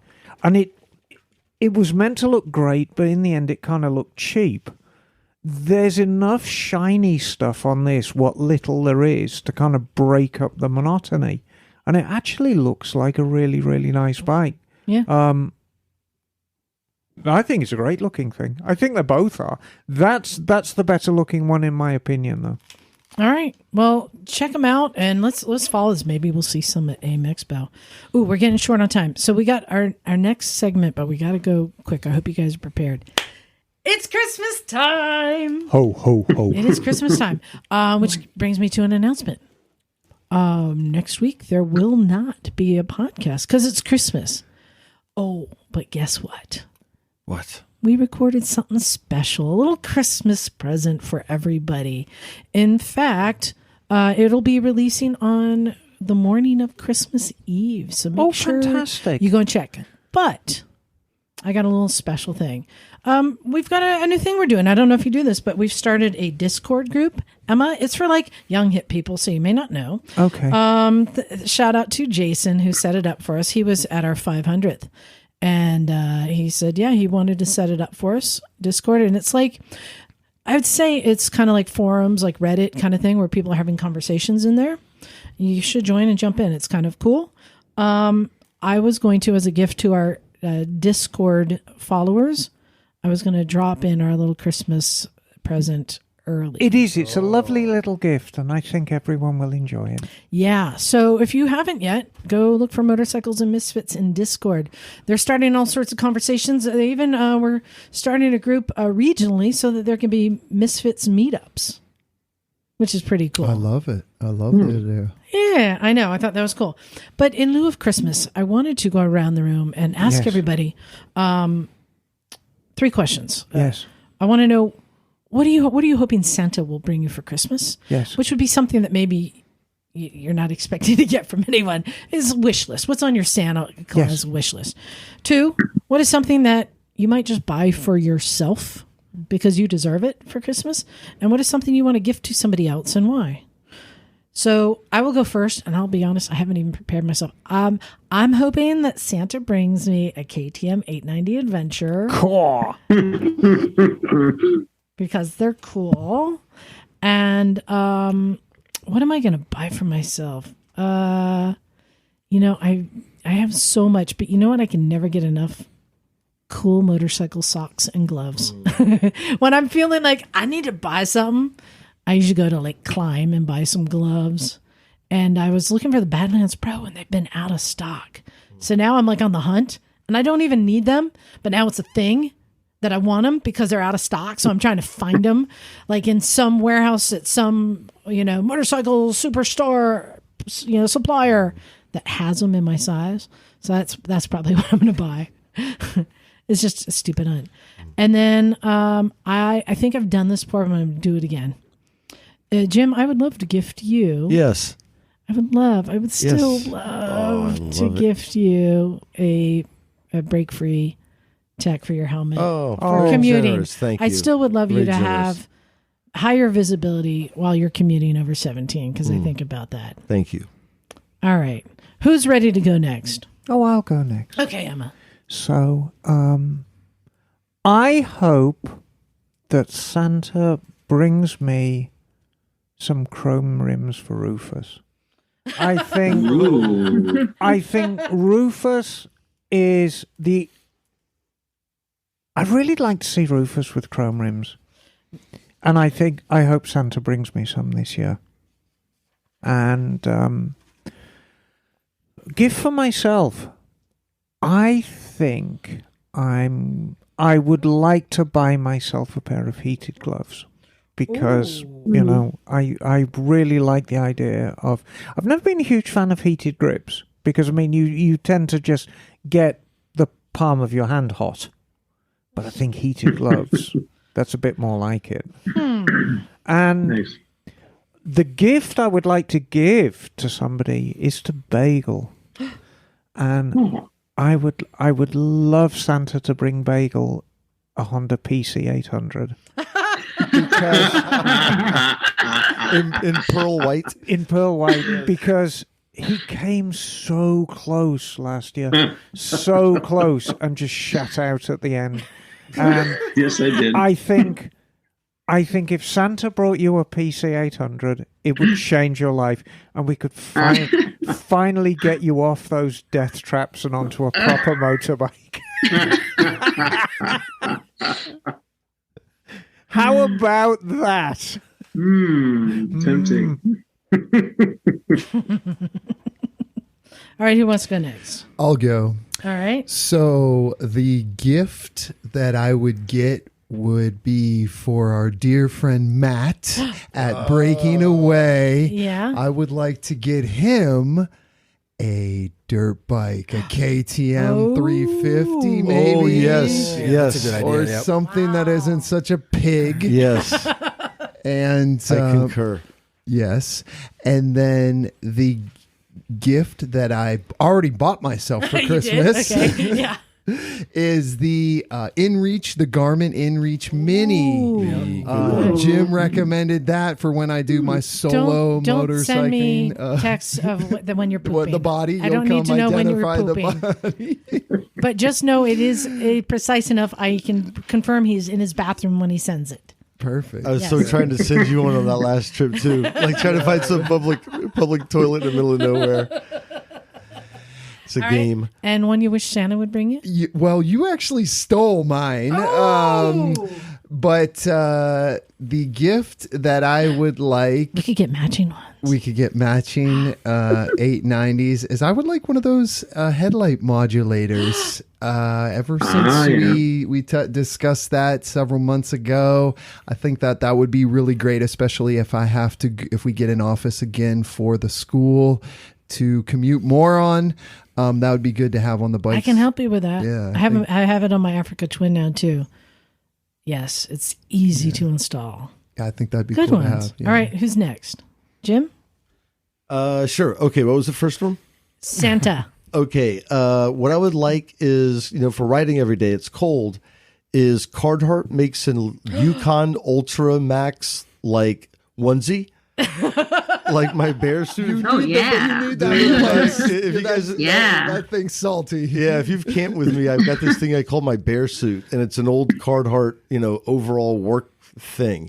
Yeah, it's a little salty, as Craig said. It's seen some wear, but it's bomb. It's super warm, and but to be able, because every morning I go to work, I got to put all this gear on, and it gets so old. You stopped short at heated gloves. He's like, get the heated everything. Yes. It's not heated; it's just hot. So, but anyway, that's something I thought about Aerostitch, but fuck it, just step into that and be done. So, did you ever try the bubble?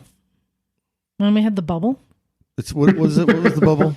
The bubble was a snowmobiling suit that somebody had donated. Yeah, I remember that. And you would put that on, and you couldn't feel anything outside of your body. Yeah, no, it was black. It felt like you were in a bubble. I so should have taken that snowmobile suit to bring up here. It was awesome.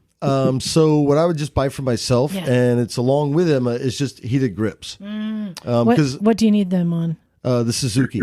Oh, yeah. Yeah, because, riding to work in the morning, I stay pretty warm because I have all that stuff on, but your hands, and I do agree with the heated grips, tops of your hands get cold, but it's simpler. I already have enough stuff going on, so a little simpler than plugging something in. And what I would get all of my friends are auxiliary lights, some sort of auxiliary lights on the front of the bike, so...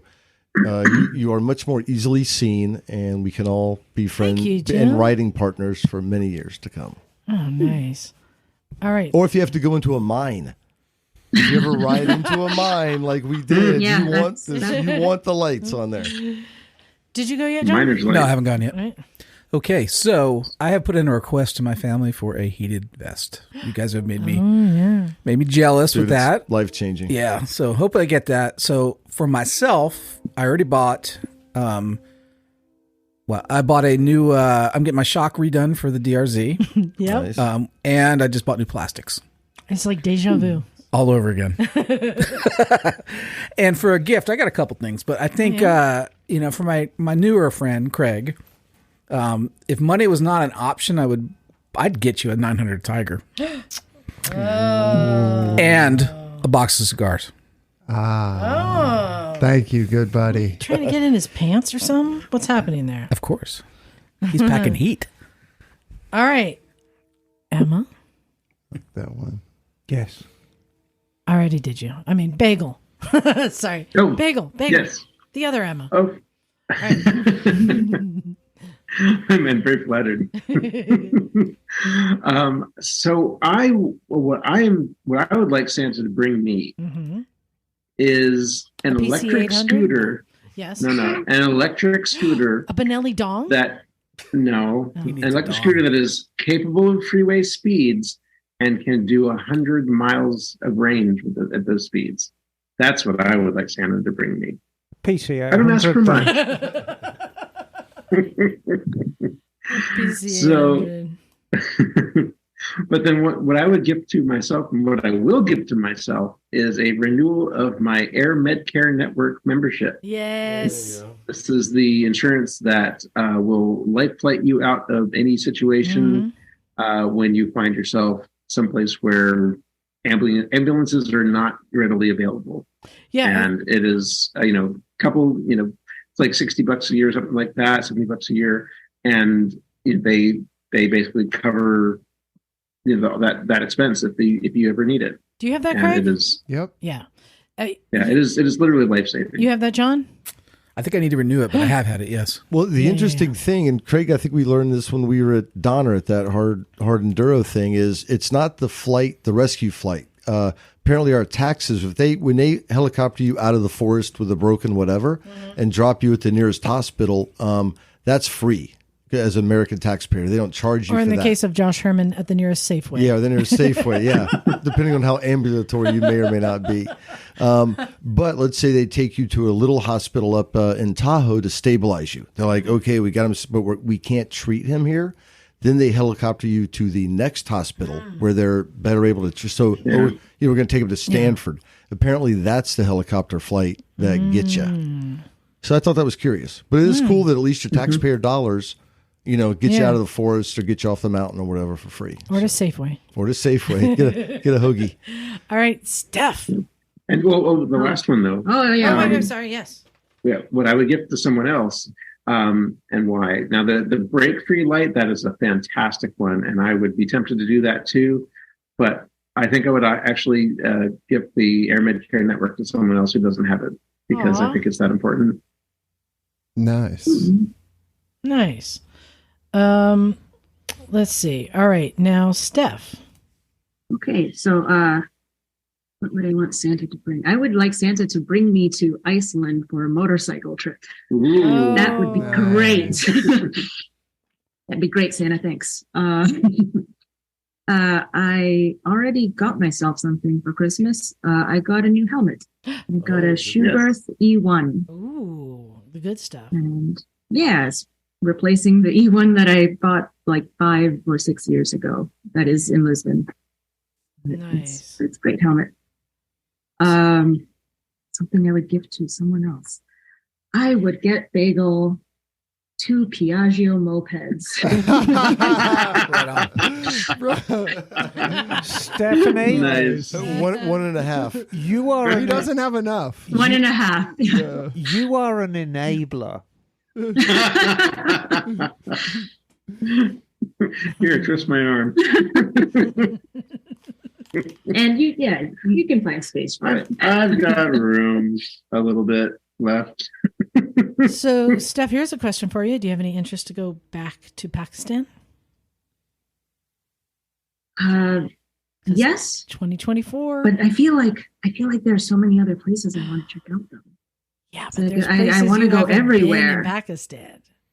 This is true. True. Yes. There's So you're much going back more. in 2024. I'm doing another trip in 2024, but I remember 2018 being, wasn't that going to be your last trip back to no, I did Pakistan? 2017, 20. And then 2018, or was it 2019? 2021. Which one was it? Was going to be your last 2021, one? 2022. No, 2024. No, I keep having more and more fun when I'm there. Mhm. Yeah. Well, and I think I'm going to do a Stumpistan in 24 also. Ooh. Yeah. Oh. Nice. Craig, you want to go? It's very enticing. Yeah. You want a little bit of that stump, don't you? Bagel, when are you going to do another scooter stand? Oh man, I don't know yet, but I really would love to go back. Absolutely. Well, we got some emails to get to. Hey, Liza. You got to go? Yeah. All right. You don't I'm have to outie. whisper when the mic's on. I gotta go. All right. All right, cool. Thanks. Later. All right, See see you ya. later. See you, Bye. Dan. Bye, Steph. Bye. Bye. Bagel, and I sent you one too. Oh yeah. Yeah. So if you can look for that. Emma, you have one there? I do indeed. Can you read that? I can. And this is from Christopher. Hi, Hey, Christopher. Christopher. And first off, let me humbly apologize for my last email. Forgot my friends and family have learned to decipher my emails, so I tend to do start, stop, nothing in between. Do we remember his last email?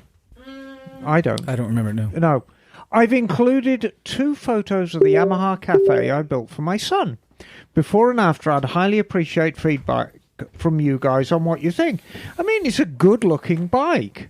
She has a new front end with new forks, new rims, new brakes, new front from drum to disc, all new electronics, which was a nightmare. Nobody likes doing electrics. Relocated rear pegs, which made this seat ever popular, painted everything black that my son wanted, except for the tan seat, which my friends made. It's a very nice-looking bike. Huge improvement over the original. I've said this before. I'll say it again. I like brown seats, Okay. except for the ones that John makes. Okay. Mine does have a brown stripe. Oh, which it said all my friends hate. Ha I know. I like brown seats. ha. And he says, I also have a question for Emma. That's me. Oh. I do believe I'm a sadomasochist. Well, join the club, darling. I wonder if he's got a furry costume. Do you think it's like a squirrel, or is he a cat? I think it's Or a raccoon. Coyote. no. Do furries have coyote costumes? Oh yeah. I'm sure. Really? I know. I Emma? knew someone who had Emma? a furry Yeah, coyote sorry. costume. Every Friday night downtown Santa Cruz, Abbott Square. Oh, really? Yep. Hmm. Did not know that. Yeah. Really? Yeah. When we were doing our gathering, How many on, squirrels are there? It's not like I've I was got a telling squirrel some of the who- guys, the furries come out, and then I pointed to like Joe. I'm like, "See, there's a tail. Like you see them. They love Abbott Square. Okay, very good. I do Wait, believe hold on, Emma. Yes.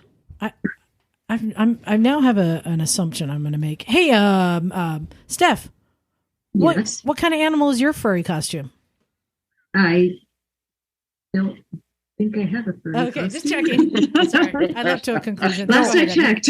Last I checked. No, I think you'd make a perfect. I think you'd make a perfect kitten, Stephanie. You'd make a perfect kitten. Oh no! She's fierce. Now pay it. It'd be a fierce She's a badger. kitten. She's a badger. Oh God.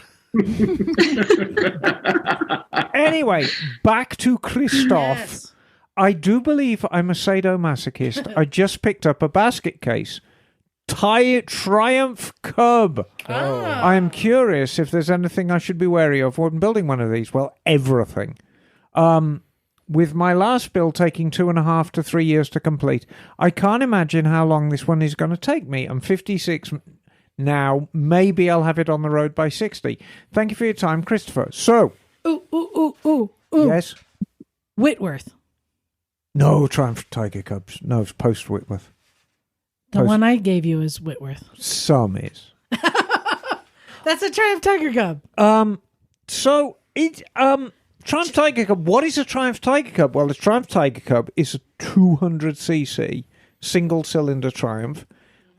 Really designed as the entry level. Charming little thing.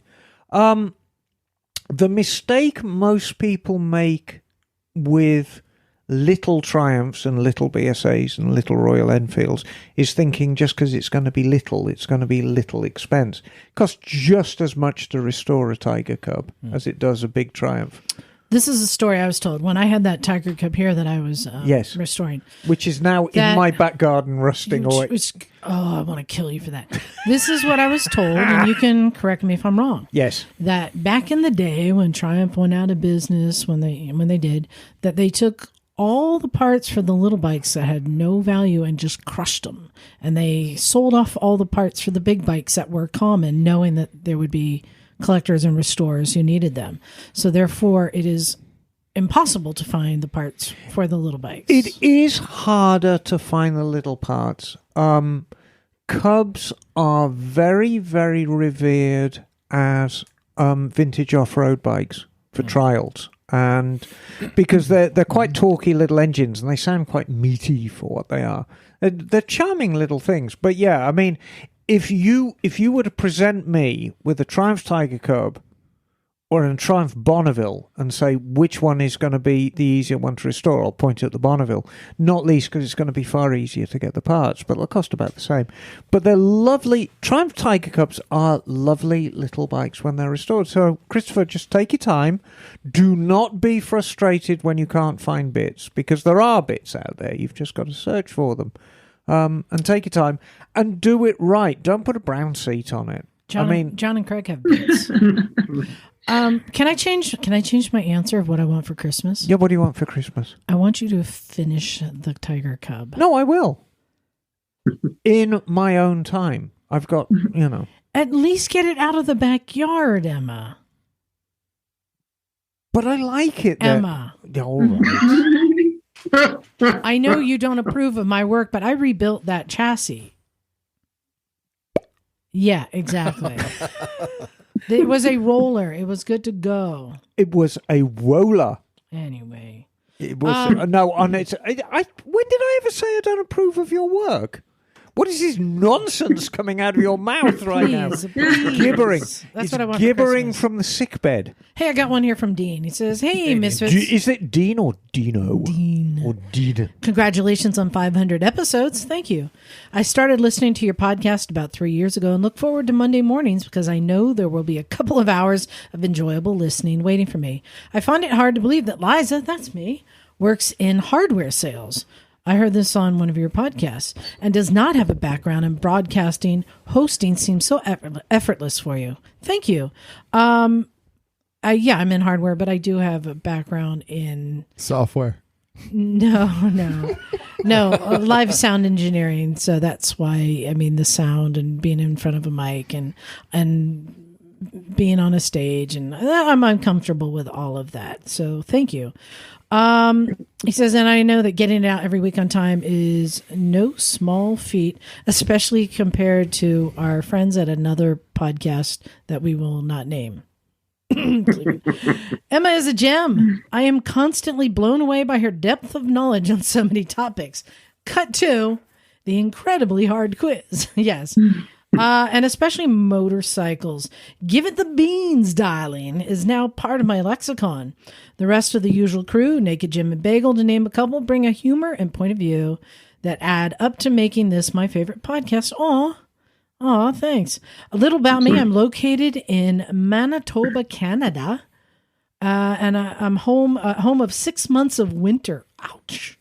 I am 67 years old, started riding in 1976 on a 1972 BMW R60/5.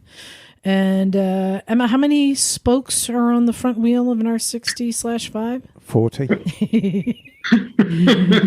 And over the years, I've owned a Moto Guzzi Eldorado, BSA Gold Star 350, Kawasaki KZ750 Twin, Honda GL 650 Silverwing, a Honda NC750X, a Honda ST1300, Yamaha XT250, leading to my current bike, which is, and it's interesting, knowing that lineage, I didn't see this arc happening, a 2022 Honda CB500X. That's a good bike. Yeah, but it's interesting, that the arc.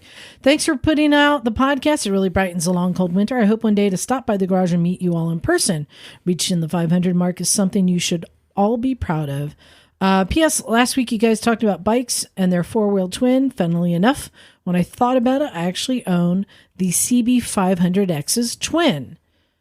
Do you want to guess what that is?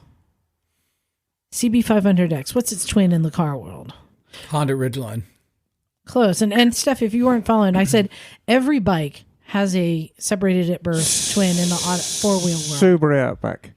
Toyota RAV4. So, yeah. So on. That is so on. Nice. He says CB500X is a budget, dependable, fuel-efficient adventure bike that works best as a commuter, or in my case, tour. Same as the RAV4, the RAV4. Nice. Thank you, Dean. All right, Bagel, you have one to read? I do. I have an email from Jake Casares. And guess who this is? Jake 2.0. Uh-huh. The one and only Jake 2.0. Nice. And this is entitled Vespa Cross and Stuff. And Jake writes, "Hey, Misfits. Happy 500 podcast miles. Service time? Lube job? Or does Emma have to rebuild everyone's bottom end?" Hey, can you rebuild Stumpy John's bottom end? I don't know if anybody. Before we have to share a room again. You enjoyed it. I keep it very aromatic.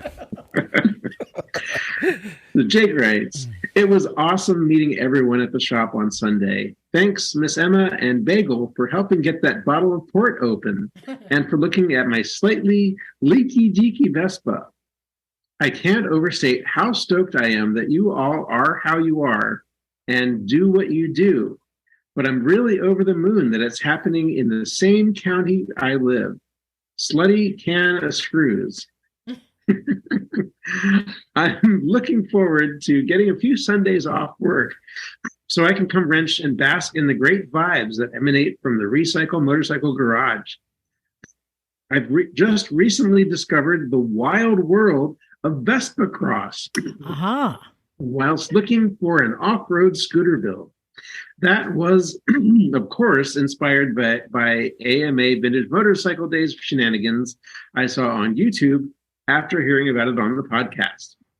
Mr. Bagel, do we have this for America? And I may have found a frame in Santa Cruz for a build. Can we get such burly suspension and other parts for such a thing? Tell me why or why not. See you soon, Misfits. Jake the Snake." He's trying to give himself his own nickname. Doesn't work that way. That's how I ended up with Stumpy. So, yes, there are parts available for Vespa Cross. I have yet to do the research into what all is available. I'm guessing that probably most of the parts are probably going to need to come from Europe, because that's where Vespa Cross is pretty dominant. There isn't a lot of Vespa Cross in the U.S., at least, and there's certainly not anything organized that I'm aware of.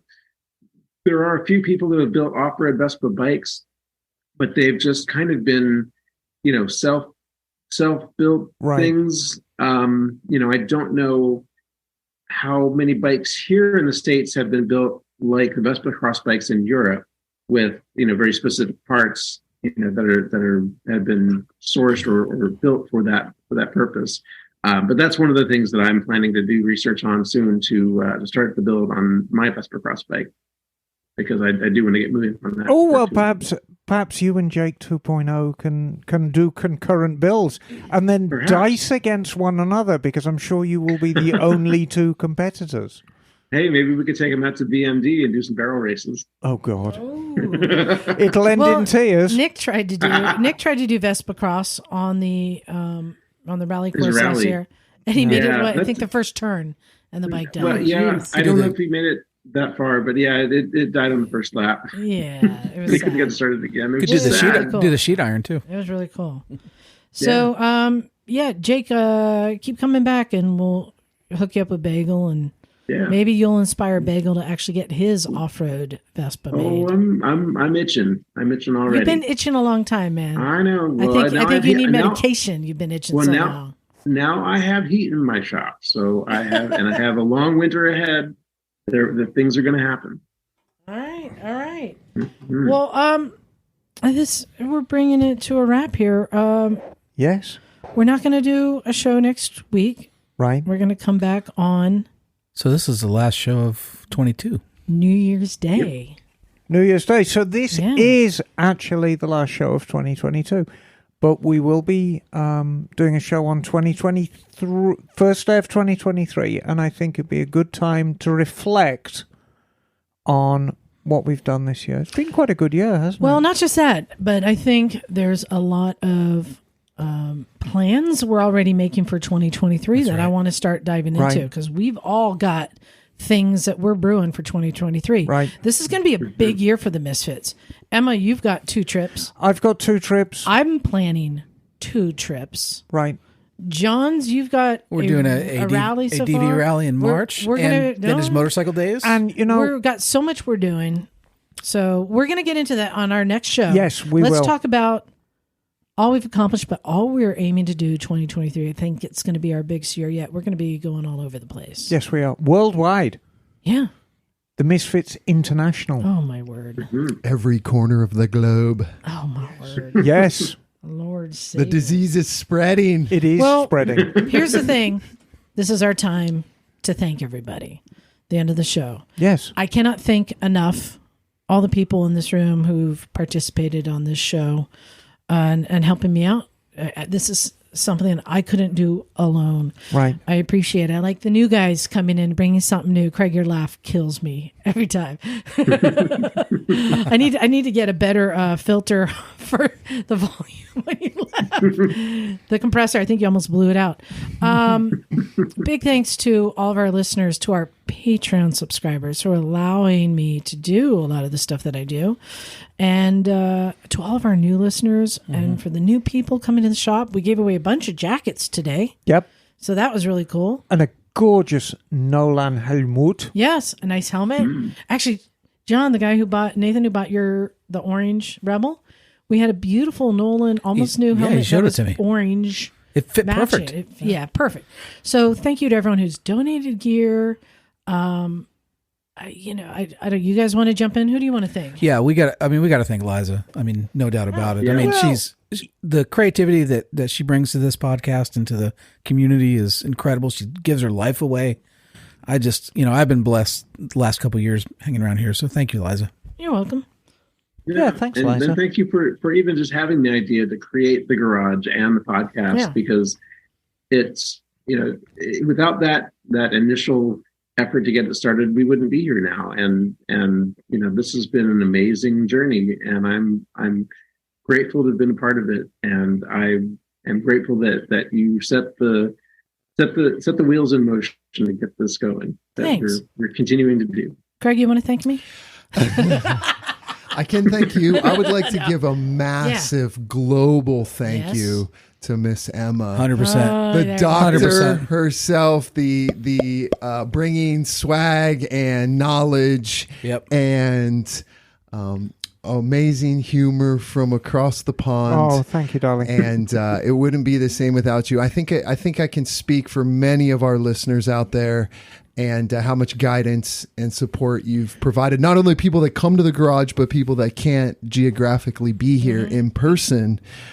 So I'd like to give a big thank you for all of us. No, thank you. And it's very, very deliberate, because traditionally in the motorcycle industry, knowledge is something you covet because you can sell it for money. And it's never been something I agree with. Knowledge is something that you share with people. And if I know it, you're going to know it as well. And that's just kind of how I am. And spread the knowledge. Spread the knowledge, and it makes us all better. Because I like to think that my legacy with Misfits is hopefully all of the Misfits bikes have just gotten a little bit better since I arrived. If I can just get Liza to buy better batteries first off. Yes, but no, thank you. Thank you very much. Somebody's going to support Jeff Bezos. Leave me alone. No, he needs your help right now. Yeah, he does. He's not getting much love right now, so you should support him. He has all the money. He doesn't need love. Yeah, but I like that stuff. Speaking of which, I need to go on to AliExpress. I've started a shopping cart. I need to add more stuff. We have a little bit of a debate about if the Lego kits are going to be good or not. So we'll see. I'm going to do some the jury's comparing. out. What happened to Banggood? Are They don't have as good of a selection. Oh, so AliExpress has got the selection. Hey, and also we can't forget, thank you, Steph, for joining us. Yeah. I'm glad to be here. Yeah. And just generally being badass, Steph. I mean, you lead the kind of life that so many people would aspire to live, and would really be afraid to make the first step. I mean, just as a young woman traveling the world alone, it's empowering, it's great, it's aspirational, it's everything. So thank you for being friggin' awesome. Yeah, and Steph, I know we didn't go deep into all your travels, because I'm hoping that when you're down here, we can deep dive into that. Oh, you're coming down. Yay, there it is. I'm taking the van to California. Great. Yay. Yeah, come on down then. All right, it's hard to, we're over time, but I'm like, it's the last show of I feel like the we should year. play some nostalgic music and I think back I am the perfect song. Yes, Yes, you please. have it. I think we actually do have it. No, I'm going to play On some this note, nostalgic music right now. Let's say thank you, everyone. Let's get out of here. Cue it up, Emma. Yes, I've got it queued. Thank you, everybody. We're going to go out with this nice music. This is Liza. Stubby John. Emma Darling. Craig. Oh, bagel. I'm Steph. And we are out Out of of here. here. Cool. Cool.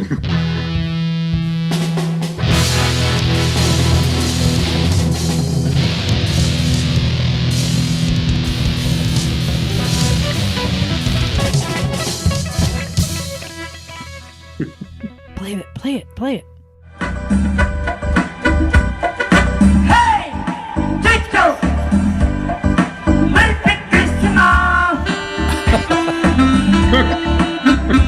All right.